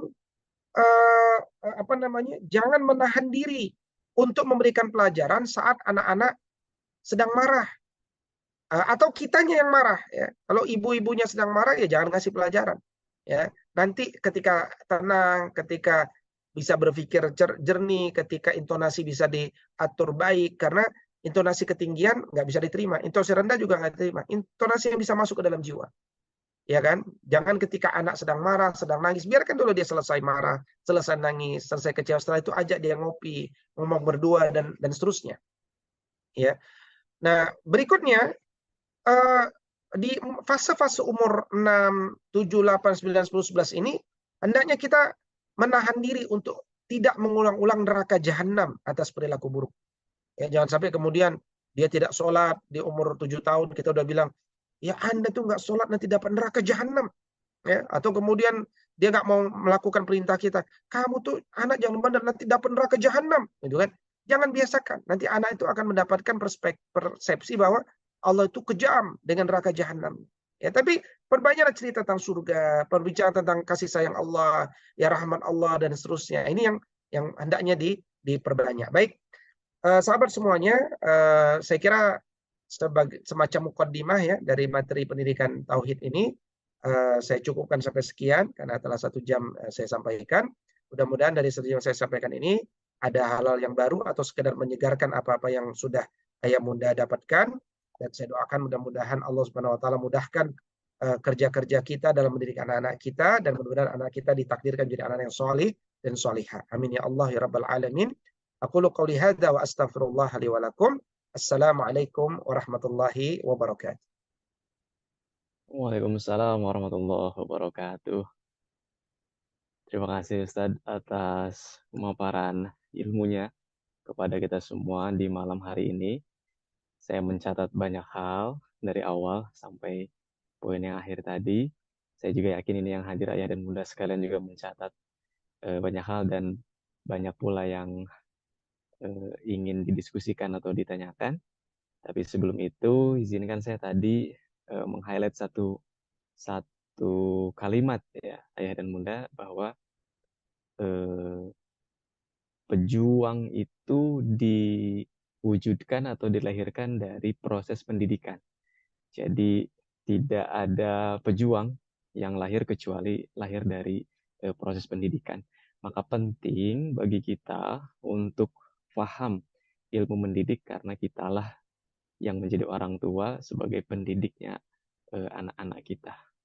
Itu satu kalimat yang insya Allah akan kita pegang terus ya ayah dan bunda sekalian, bahwa pejuang dalam konteks tema kita pada malam hari ini itu tidak akan mewujud tanpa melalui proses pendidikan. Dan pendidikan yang paling utama itu adalah pendidikan yang ada di dalam rumah, ketika yang kita didik kepada anak-anak kita adalah tentang tauhid, iman, dan juga akidah. Baik ayah dan bunda sekalian, dipersilahkan kita buka sekarang sesi tanya jawab. Yang akan bertanya silahkan untuk raise hand ya, raise hand terlebih dahulu.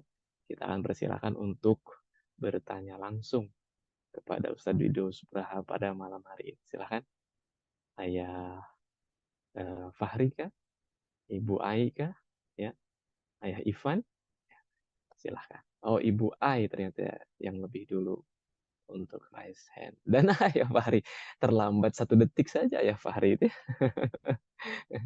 Dan ikut peribahasa ladies first ya ayah Fahri ya. Kita persilahkan Bunda Ai.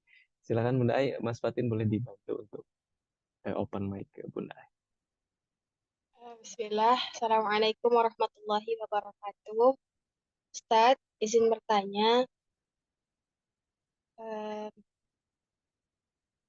Ustadz, kalau misalkan ini kan cara efektif nih melahirkan pejuang adalah dengan home education, gitu kan Ustadz. Dan sekolah adalah mitranya. Untuk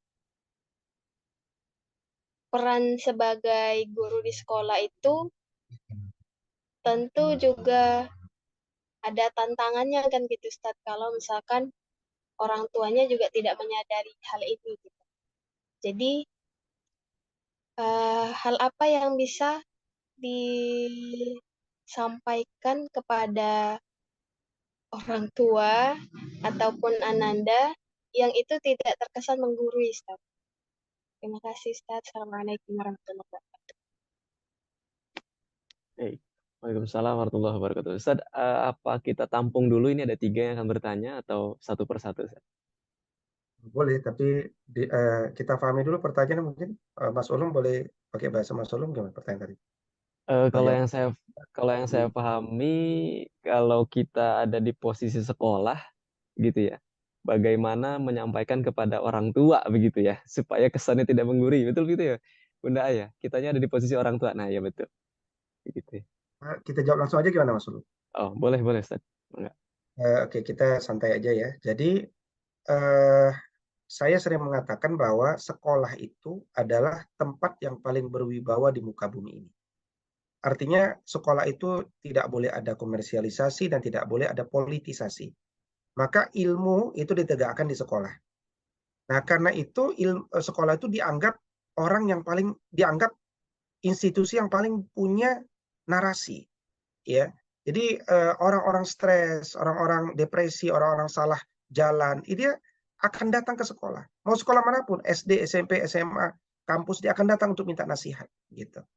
Nah, artinya saya ingin mengatakan ketika konteksnya Bu Ai memiliki sekolah, maka Bu Ai eh, eh, gini, sesuatu yang diciptakan itu adalah orang tua itu memilih sekolah Bu Ai sebagai mitra mereka, itu pastinya karena sekolah itu sudah setuju dengan visi, ya kan, sekolah, misi sekolah, kemudian target standar kompetensi lulusan sekolah, dan metode yang dicapai untuk ke sekolah. Itu dulu yang harus dia pahami. Nah, makanya itu dilakukan melalui general studium, ya, general studium dan melalui seminar yang wajib diikuti oleh orang tua, sehingga dia paham why dia harus memilih di sekolah kita, gitu ya.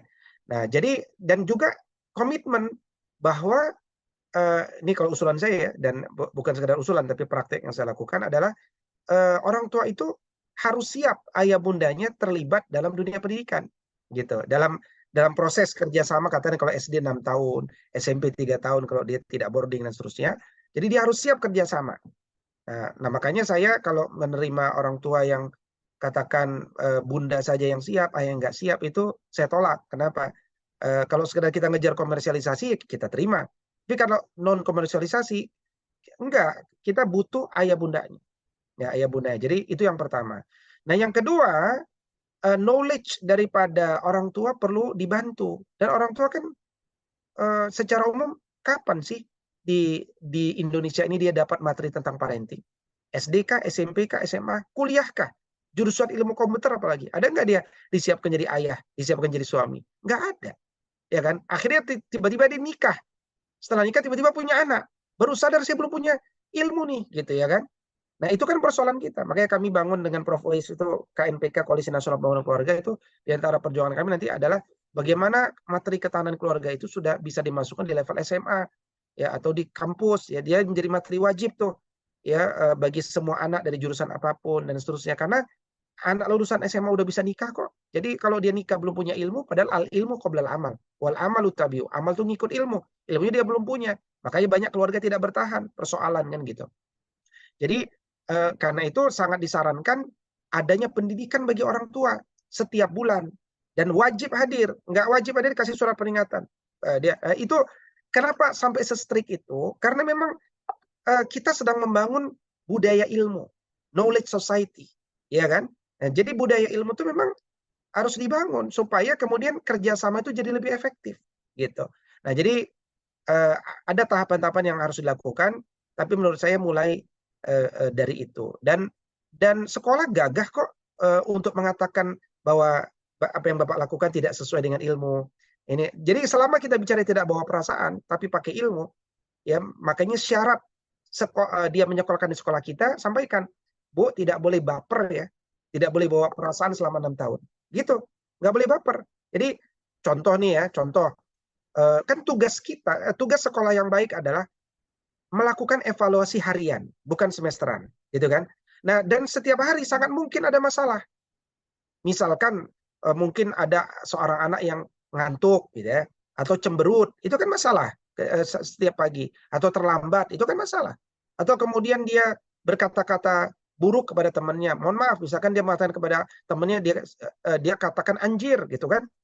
Nah, tugas kita berkoordinasi setiap hari antara wali kelas sama wali murid. Bunda, mohon maaf, tadi kita temukan Ananda mengucapkan kata anjir. Tapi tenang aja Bunda, ini realitas. Jadi kadang-kadang orang tua itu kan panik. Kalau udah dia udah panik, biasa aja. Realitasnya anak kita memang udah ngomong anjir. Ya, tapi anak kita masih hidup. Kita masih hidup. Ya, manusia itu bisa berubah. Makanya cara pandangnya pendidikan, bukan cara pandang jabatan, bukan cara pandang hawa nafsu, bukan pendidikan.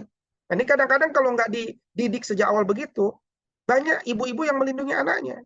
Begitu dilaporkan, mohon maaf Bunda jangan stres ya, anak Bunda mengucapkan kata anjir. Terus kata bundanya, dia bukan berterima kasih, tapi malah mengatakan, ah nggak mungkin Ustazah, Ustazah salah data kali, gitu kan. Anak saya itu punya nasab keturunan malaikat, dia pasti soleh, gitu kan. Itu ada satu dua orang tua yang begitu. Nah itu yang kita sebut jangan main perasaan. Karena kalau main perasaan tuh nanti baper-baperan lah, nggak mau ngomong lah, dan seterusnya. Jadi lapang dada selamatus sodar itu harus menjadi kebiasaan harian. Bahkan di kelas-kelas anak-anak kita didik salamatus sodar. Jadi pegangannya itu ilmu, perasaan mengikuti ilmu. Ya, jadi ilmu itu imam dalam segala tindak tanduk kita. Saya kira demikian. Wallahu taala. Masya Allah. Jadi, wah ya, tidak ada yang nasabnya sampai ke malaikat ya. Saya catat tadi yang pertama komitmen, ya. Jadi sekolahnya punya komitmen untuk bersama-sama dengan ayah dan bundanya juga ikut belajar, tidak hanya ayahnya saja atau ibunya saja. Kemudian yang kedua adalah kita mengkomunikasikan bahwa sekolah memberikan ilmu-ilmu, justru pengajaran-pengajaran yang tidak pernah didapatkan oleh orang tua, yaitu misalkan tadi ada seminar parenting. Artinya posisi kita sebagai sekolah adalah justru helping, ya, membantu orang tua, dan disitulah apa namanya posisi kita sebetulnya sebagai pihak sekolah, ya, kepada orang tua. Baik, selain yang raise hand juga boleh ini bertanya via chat, barangkali yang ingin bertanya via chat. Saya lanjut kepada yang raise hand kedua tadi, Ayah Ahmad Fahri. Silakan Ayah Fahri. Baik, terima kasih waktunya, Ustadz Ulum. Assalamualaikum warahmatullahi wabarakatuh.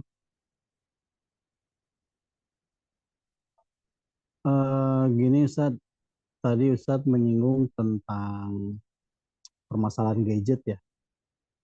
Gadget tuh jadi sebuah fenomena buat saya pribadi khususnya. Tahapan usia yang tadi Ustadz singgung sampai usia berapa? Itu steril dari gadget di bawah 13 tahun saja kalau tidak saya dengar tadi. Ya. Kemudian tapi buat saya seperti gimana gitu ya menghadapi kenyataan sekarang, hampir di setiap radius mungkin kurang dari 1 meter itu sudah gadget kali di sekeliling kita, Pak. Gitu. Saya hanya ingin mungkin mencari solusi atau tips atau gimana dari Ustadz atau dari teman-teman bagaimana menyikapi untuk kita berupaya semaksimal mungkin mensterilkan anak-anak dari gadget di saat kita pun sebagai orang tua bekerjanya menggunakan perangkat tersebut. Gitu. Jadi kita sendiri agak kesulitan gitu untuk lepas dari perangkat tersebut karena memang terkait dengan pekerjaan kita sehari-hari.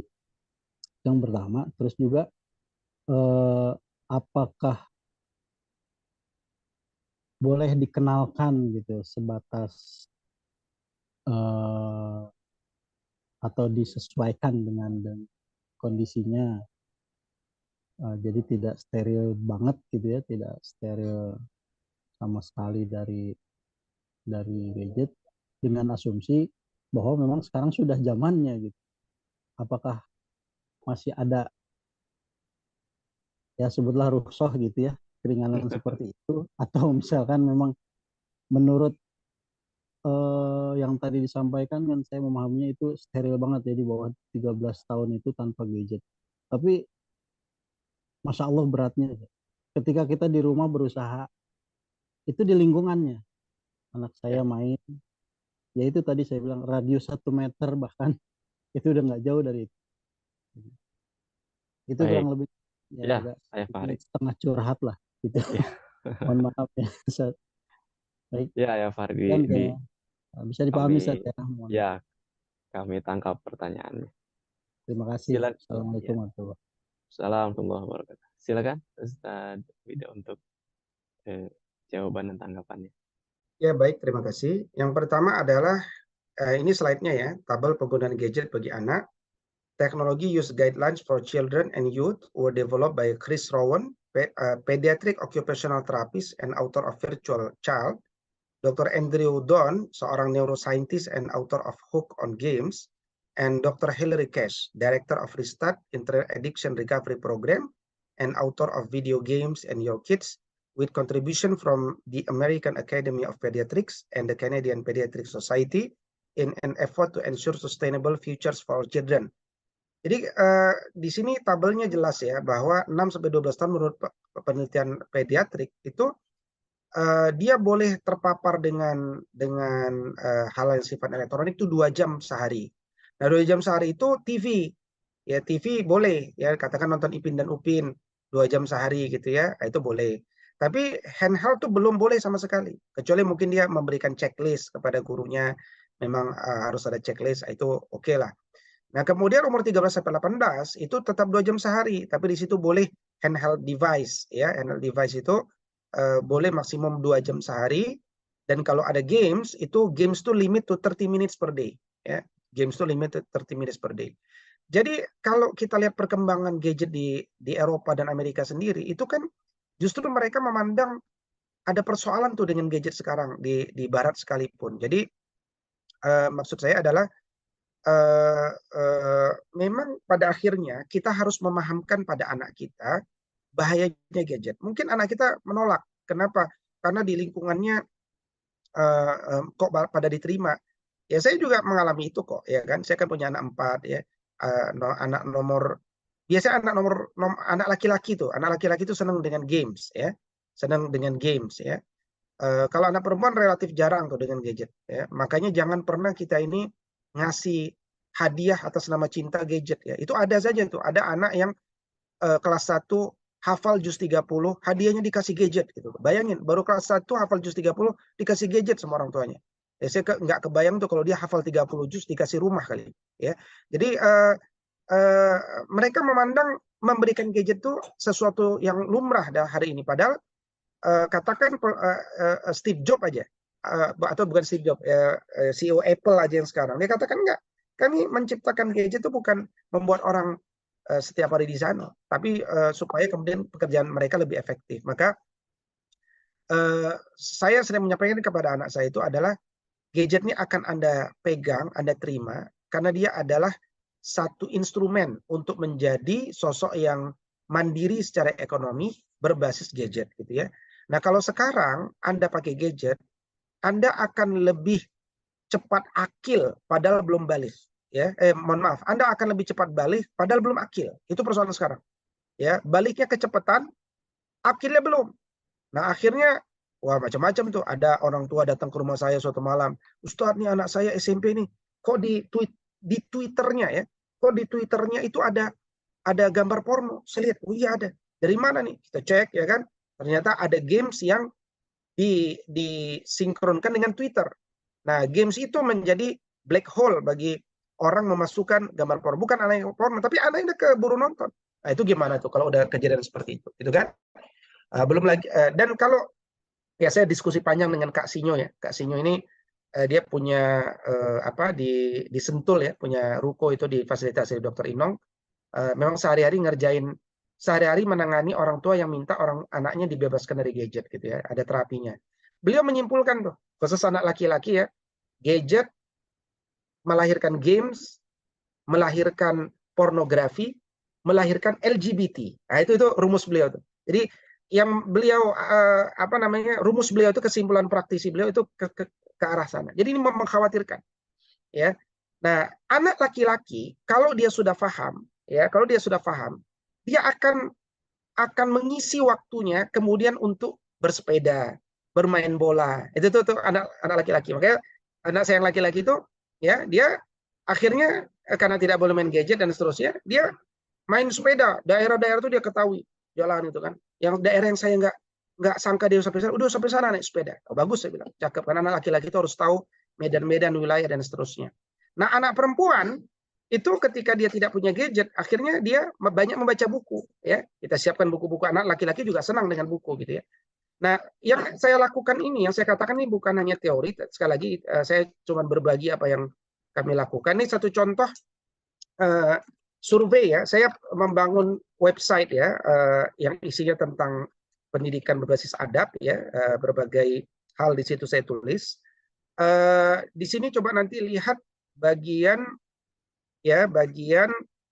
ada insanmulia.org spasi gadget ya, gadget ya. Nah ini agenda alternatif gadget. Kalau ayah bunda nanti ingin dapat inspirasi dari 160 responden yang sudah bersepakat kita nggak pakai gadget gitu ya, apa yang kemudian terjadi? Ini setelah 1 tahun mereka nggak pakai gadget itu rasanya bagaimana, programnya apa, kemudian 1 tahun ke depan ngapain. Nah ini coba boleh juga dibaca-baca untuk dapat inspirasi. Kira-kira 160 ayah bunda ini mereka ngapain gitu kan? Nah apa agenda mereka gitu. Jadi alhamdulillah kita sama-sama belajar. Dan yang terpenting itu ekosistem. Makanya kita butuh sekolah yang punya kebijakan seperti ini karena membentuk ekosistem. Nah, jadi kalau dia nggak boleh, akhirnya kan semuanya merasa nggak boleh. Nah, tinggal nanti kan persoalannya di masyarakat. Itu kan environment schooling. Nah, persoalan di masyarakat itu adalah kita harus memberikan kepercayaan tuh kepada anak kita. Nah, kamu sudah tahu kan masalahnya ini, persoalan ini, Abi kasih kepercayaan kamu. Mampu nggak kamu jaga amanah Abi? Itu satu pelajaran berharga. Dan Nabi melakukan itu kepada anak-anak di zamannya. Misalkan dalam sebuah riwayat disebutkan, Nabi mengatakan, wahai anak-anak fulan sini, masih anak-anak, saya mau ngasih rahasia. Kamu mau nggak jaga rahasia itu? Oh siap ya Rasul. Dikasih rahasia kan. Nah, ibunya tahu Nabi ngomong sama dia, ditanya, kamu tadi ngomong apa? Kata beliau, oh. Jadi Nabi itu mengajarkan anak itu bisa menjaga amanah gitu ya, menjaga amanah. Tapi kalau ternyata anak-anak kita kalah ya, anak saya juga nomor 3 suatu ketika bilang, iya aku tadi ngeliatin temanku main gadget, kok bisa ya kan? Ya soal apa, yang penting kita dialog. Ya pendidikan tuh nggak ideal-ideal banget kok. Tapi yang penting kita tega untuk hal yang kita bisa kuasai, kita berikan kepercayaan, kita minta Allah menjaga dia, gitu. Kita Allah minta menjaga dia. Jangan kemudian justru kita fasilitasi, ya kan? Jangan justru kita fasilitasi. Nah jadi itu ya saya kira, dan nanti dan ketika anak saya masuk ke SMP ya, saya ngobrol lagi dengan beliau, coba sekarang kita cek matamu sehat nggak? Alhamdulillah sehat. Kata-katamu baik nggak? Baik. Coba lihat temanmu si fulan gitu kan, matanya kelas 4 udah -4 gitu kan, tiba-tiba -4 tuh, tiba-tiba -4 sampai di Facebook ibunya nulis tuh ya, itu tetangga kami tuh, mudah-mudahan ini hanya terjadi pada anak kami, karena waktu ketika kami ke mall, saya panggil anak saya masuk mobil, fulan sini, dia nengokin mana ibunya. Di situ saya langsung bingung, kata dia, ini pasti ada apa-apa dengan anak saya. Mau dibawa ke Jakarta E-Center. Ternyata anaknya tiba-tiba -4. Ya selama ini dia nggak tahu anaknya minus. Tiba-tiba -4 gitu kan. Nah, kalau kayak gitu kan tanggung jawab siapa? Dan beliau nulis, mudah-mudahan ini tidak terjadi pada anak-anak Anda gitu kan, dan seterusnya. Jadi tugas kita itu bukan memaksa. Jangan pakai ilmu pokoknya. Nah, jangan begitu. Pokoknya itu dia membuat dia bandel ya, tapi berikan dia pemahaman, berikan dia kepercayaan, berikan, kalau anak paham dia ngerti gitu ya. Kira-kira begitu yang saya bisa share. Wallah. Baik, terima kasih Ustadz Wido. Begitu Ayah Fahri ya. Kami pun ya di lingkungan kurang lebih merasakan hal yang sama. Di antaranya adalah ujiannya tuh, ini kalau ketemu sama temennya yang gadget, rasa-rasanya tuh nanti anak ini akan senang dengan gadget gitu. Rasa-rasanya di awal. Tapi ternyata setelah dijalanin, ternyata kejadiannya kebalikannya. Anak-anak yang temennya yang main gadget, ngelihat anak-anak kami nggak gadgetan, itu justru lebih senang sama yang offline ini. Jadi ibarat kata kalau mau syarat main sama kami ini anaknya yang nggak gadgetan, maka syaratnya harus disimpan dulu tuh gadgetnya. Rupanya itu terjadi. Padahal awalnya kami ngira bakalan kalah nih anak nih karena harus ikut main gadget kan kayak temennya gitu. Awalnya tuh begitu tuh godaan di dalam pikiran tuh. Ternyata yang kejadian sebaliknya. Kalau mau main sama anak ini, berarti gadgetnya harus off di sananya. Ternyata lebih menarik permainan offline daripada permainan online. Dan mungkin itulah sebenarnya sejatinya ya dunia anak-anak itu ya offline, bukan online. Baik, sebelum dilanjut ke Mas Ivan, ini kita ada agenda utama ya. Agenda utama di malam hari ini apa itu? Yaitu dokumentasi ya. Kita akan mengabadikan malam hari ini sebagai bukti bahwa kita berkontribusi ya dalam pendidikan demi melahirkan generasi pejuang yang berjihad fisabilillah. Untuk itu, untuk teknis fotonya saya persilahkan kepada Mas Fatin dan juga tim untuk kita ya berfoto bersama Mas Fatin. Silakan. Pada ayah bunda dan teman-teman semua, kita akan sesi foto bersama dulu. Boleh hidupkan kameranya ayah bunda dan teman-teman semua. Oke.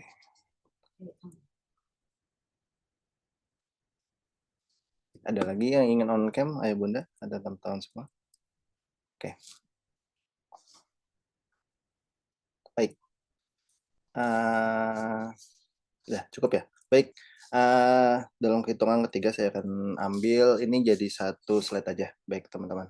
1, 2, 3.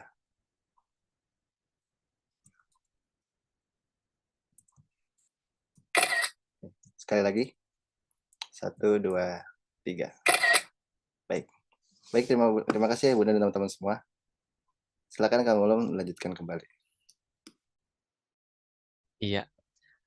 Satu pertanyaan terakhir ya, barangkali ya untuk malam hari ini dari Ayah Ivan. Saya tadi melihat nih ikut tertawa, ikut tersenyum ya Ivan. Sepertinya sedang bagus ini perasaannya malam hari ini ya Ayah Ivan ya. Silakan ingin bertanya apa ya Ivan?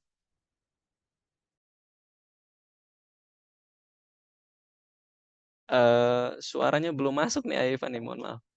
Suaranya. Assalamualaikum. Ya, masuk. Silakan. Assalamualaikum warahmatullahi wabarakatuh. Terima kasih waktunya Ustadz Ulum, Ustadz Wido.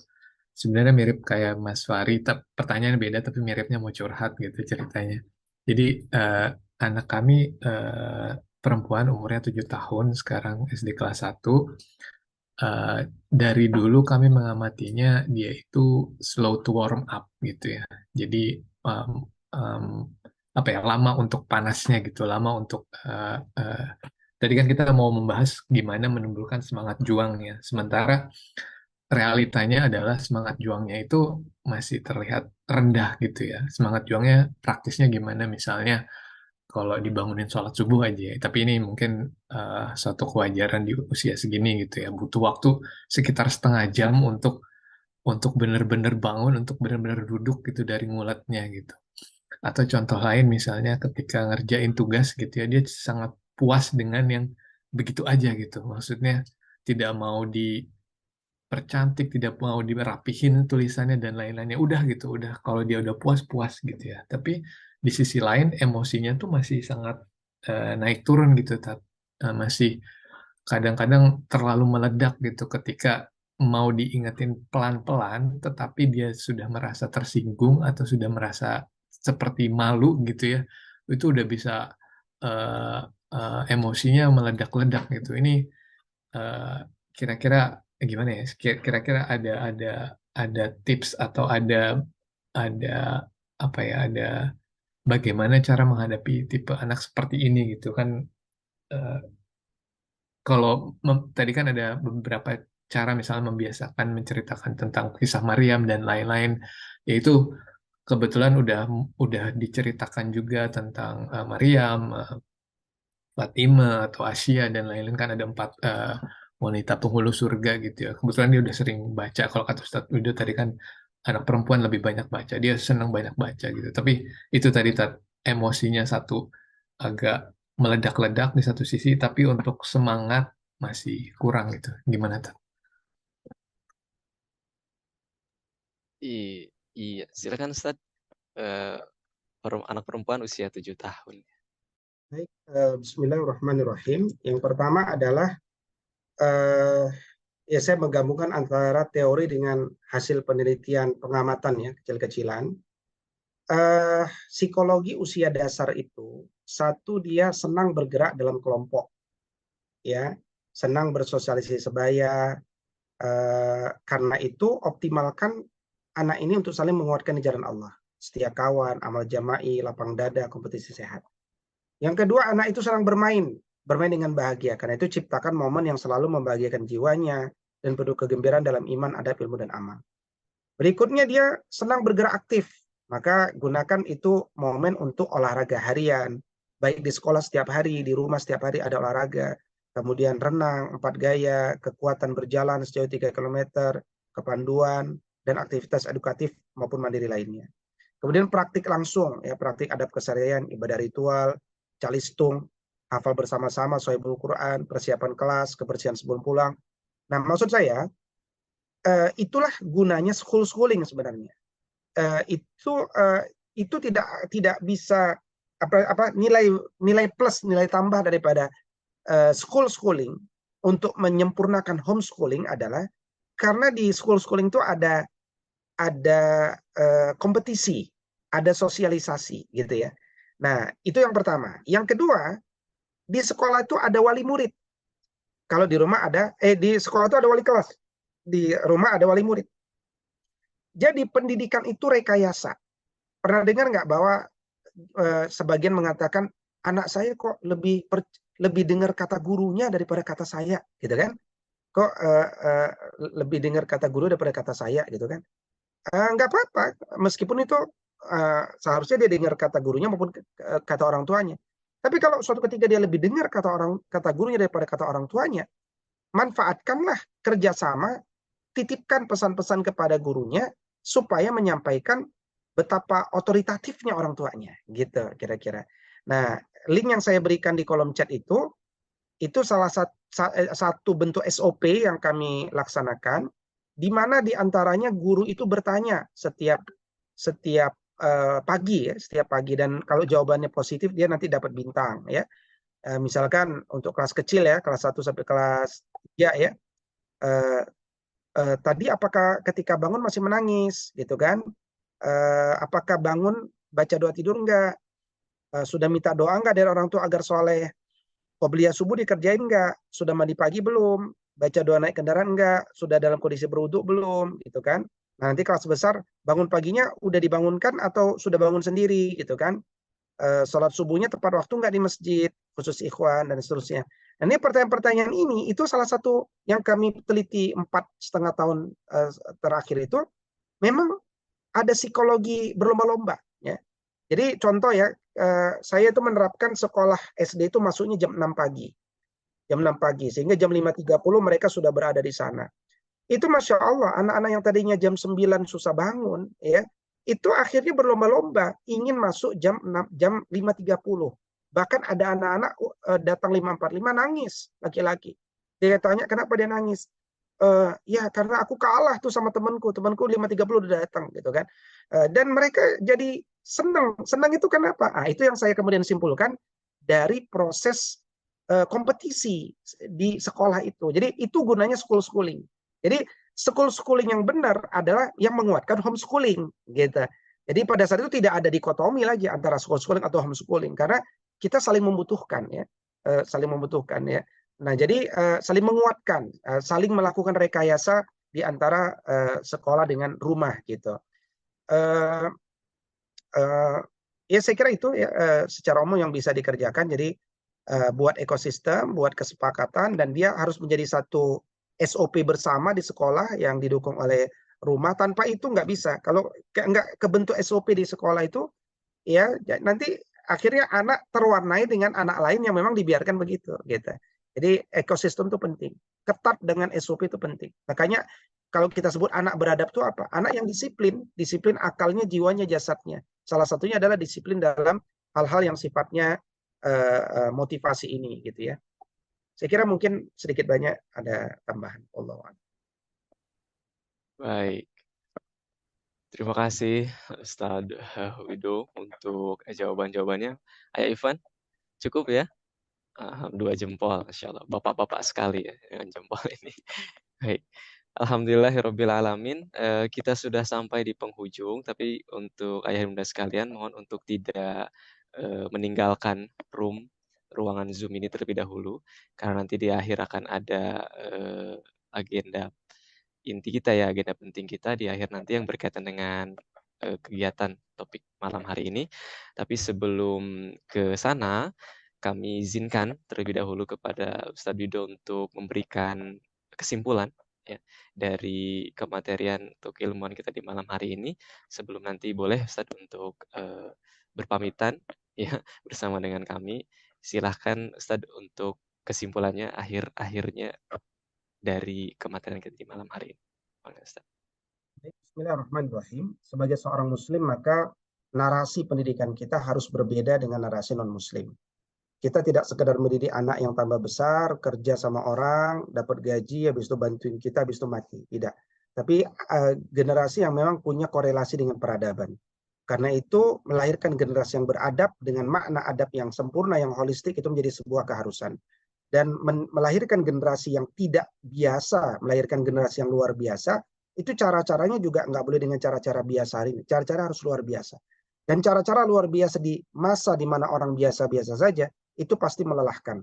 Karena itu pekerjaannya melelahkan, tapi hanya sekitar 0-12 tahun saja. Mungkin setelah itu anak-anak kita ada yang di pondok, ada yang di luar negeri, ada apa. Jadi manfaatkan betul-betul 12 tahun pertama itu memang melelahkan. Tapi cintailah kelelahan, kejar kelelahan, mudah-mudahan kelelahan itu lelah mengikuti kita, dan pada saat itu tangisan-tangisan kita di hari ini insya Allah berbuah kebahagiaan di usia kita tua. Mudah-mudahan tetap semangat, istiqomah, barokah, dan dimudahkan Allah Subhanahu wa taala. Saya undur diri. Assalamualaikum warahmatullahi wabarakatuh. Waalaikumsalam warahmatullahi wabarakatuh. Terima kasih jazakumullah khair Ustaz Wido. Mari ayah dan bunda sekalian, kita bersyukur kepada Allah, kita doakan yang terbaik untuk Ustaz Wido juga keluarga. Semoga diberikan kesehatan, keselamatan, perlindungan, dan juga keberkahan dari Allah Subhanahu wa taala. Amin ya Allah ya rabbal alamin. Jangan pernah lelah, sampai lelah itu nanti lelah mengikuti kita. Luar biasa. Baik, saya pun akan ikut ke Ustadz Wido untuk undur diri, tapi saya akan masih ada di room ya, Zoom ini, karena kita akan masuk ke sesi akhir kita ya. Dan untuk sesi akhir akan dipandu oleh Mas Fatin. Saya kembalikan kepada Mas Fatin, silakan Mas Fatin. Jazakallahu khair, Kang Ulum, terima kasih banyak atas waktu dan ketersediaannya. Semoga Allah berikan kelimpahan kebaikan untuk Kang Ulum dan keluarga. Amin. Ya, ya Bunda dan teman-teman semua, terima kasih. Kita sudah sampai pada ujung pertemuan kita pada malam hari ini. Saya sampaikan sekali lagi, webinar ini diselenggarakan atas kerjasama Fitrah World Movement bersama dengan Dompet Duafa. Nah, berikut ini setelah ini kita akan menyaksikan ya, menyimak gitu ya, pemaparan program yang disampaikan oleh Ibu Sulistiqomah selaku dari manajer retail wakaf daripada Dompet Duafa. Ya, yang kami hormati Bunda Ibu Sulistiqomah sudah berhadir bersama kita. Assalamualaikum Ibu. Waalaikumsalam warahmatullahi wabarakatuh. Baik, tanpa memperpanjang waktu lagi, kepada waktu dan tempatnya kami persilakan. Baik, Assalamualaikum warahmatullahi wabarakatuh. Terima kasih Bunda, Ayah semua malam ini. Kami Dompet Duafa ingin sedikit memaparkan program sebagai respon respon aktif atas saudara-saudara kita yang di Palestina. Mungkin saya bisa dibantu share screen-nya ya. Hari ini sudah gencatan senjata ya, dan sebenarnya masalah di Palestina itu ada dua. Kalau dari sisi bantuan itu ada bantuan secara respon, yang ini memang bantuan dasar ya, obat-obatan, kemudian selimut yang mereka mau masuk musim dingin gitu ya, makanan, logistik. Nah, Dompet Duafa sudah mengirimkan melalui Kementerian Luar Negeri 6 ton bantuan respon berupa obat-obatan, makanan, logistik maupun selimut ya untuk menghadapi musim dingin. Nah, selain itu ada program kedua setelah respon yaitu yang jauh lebih penting juga, yakni program recovery ya. Sekarang kita tahu di Gaza itu sudah banyak dibombardir bangunan banyak rata dengan tanah, kemudian rumah sakit dibom. Nah, recovery ini menjadi hal penting membangun kembali Gaza, termasuk rumah sakit dan alat medisnya. Dalam hal ini, Dompet Duafa punya program ambulan untuk Palestina. Kita memberikan hadiah ambulan untuk Palestina. Next slide.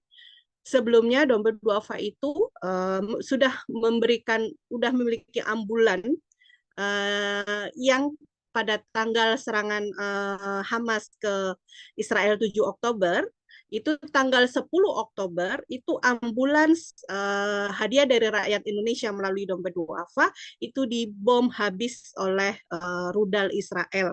Dari yang tadinya berbentuk ambulannya seperti yang di bawah ini, ada logo Dompet Duafa, ada logo Mercy, itu tanggal 10 Oktober kemarin dirudal oleh Israel hingga tak berbentuk dan masuk di highlight media-media nasional di Indonesia ya. Di Republika masuk mobil ambulan Dompet Duafa Republika dihantam rudal Israel. Kemudian ada lagi mobil ambulan Dompet Duafa hancur gara-gara serangan Israel. Di media-media nasional dan di internet itu banyak bertebaran yang memberitakan ambulan Dompet Duafa ini dirudal. Ambulan ini adalah hadiah dari donatur rakyat Indonesia untuk Palestina ya. Karena dirudal dan rumah sakit dibom juga, kemudian kami merespon untuk kita mengkampen program wakaf ambulan Palestina untuk menggantikan ambulan yang dirudal oleh Israel, dan kami akan masuk pengadaan unit ambulannya itu saat gencatan senjata panjang, bukan saat perang, karena pasti akan dirudal lagi ya. Dan hari ini Dompet Duafa sudah masuk bantuan respon tadi ya, bantuan logistik dan obat-obatan serta selimut, dan untuk program recovery kami menyiapkan ambulans Palestina. Next slide. Ini adalah ambulan Palestina kita ya, yang sebelumnya ini sebelum dirudal ayah bunda, dan akan kami hadiahkan kembali dari wakaf ambulan Palestina para donatur masyarakat Indonesia yang hari ini terus kita campaign. Hari ini dari saat dirudal tanggal 10 Oktober hingga hari ini sudah sebulan lebih kita campaign ya. Ini sudah dapat 1 unit ambulan terhimpun ya, dan akan kami terus campaign agar minimal bisa tercapai 2 sampai 3 unit lah kita hadiahkan untuk masyarakat rakyat Palestina saat nanti program recovery itu sudah berjalan seperti itu. Dan kami mengajak semua stakeholder masyarakat untuk bisa berkontribusi berwakaf ambulan Palestina gitu ya, agar mereka mendapatkan pertolongan dan recovery nanti bisa berjalan dengan bagus. Dan setelah ambulan ini tidak menutup kemungkinan Dompet Duafa akan membuka kampanye pembangunan rumah sakit kembali di Gaza gitu ya. Jadi ini bertahap, ini adalah program recovery yang Dompet Duafa siapkan. Nah, rekan-rekan, ayah bunda yang hari ini hadir mungkin bisa mengunjungi landing page yang di grup komunitas sudah disampaikan ya, digital.dompetduafa.org/wakaf. Itu ada landing page kerjasama kita, Dompet Duafa dan komunitas malam ini gitu ya. Dan semoga ini bisa jadi kontribusi terbaik kita rakyat Indonesia untuk saudara-saudara kita yang di Palestina. Mungkin next slide. Ini adalah 1 unit harga ambulannya ya, 880 juta atau sekitar 4.800 sampai 55.000 US dollar. Dan ini wakaf dari para pewakif masyarakat Indonesia sudah per hari ini sudah dapat 1 unit ambulan dan menuju 2 unit ambulan gitu ya. Alhamdulillah hari ini sudah gencatan senjata. Kita sih berharap ada gencatan senjata yang panjang ya, sehingga proses recovery, pembangunan rumah sakit, pemenuhan alat medis, pemenuhan ambulan kembali itu bisa masuk lagi ke Gaza. Termasuk amanah dari para donatur masyarakat Indonesia melalui Dompet Duafa. Mari kita hadiahkan ambulan Palestina untuk masyarakat Palestina yang hari ini sedang berduka, gitu ya. Ayah bunda semua sekalian, semoga sedikit slide presentasi ini yakinlah ini sebagai ikhtiar kita dalam menjalankan perintah Allah, kita saling menolong saudara-saudara kita, gitu ya. Semoga ini menjadi keberkahan buat kita bersama. Mungkin ini sudah slide terakhir. Slide terakhir mungkin together we can ya, dengan bergandengan tangan kita bisa meringankan beban saudara-saudara kita di Palestina. Itu mungkin sedikit dari kami ya, program recovery Dompet Duafa yang kita siapkan untuk saudara Palestina. Terima kasih. Silakan kalau berkontribusi Ayah Bunda bisa masuk ke landing page kerjasama kita malam ini. Terima kasih. Assalamualaikum warahmatullahi wabarakatuh.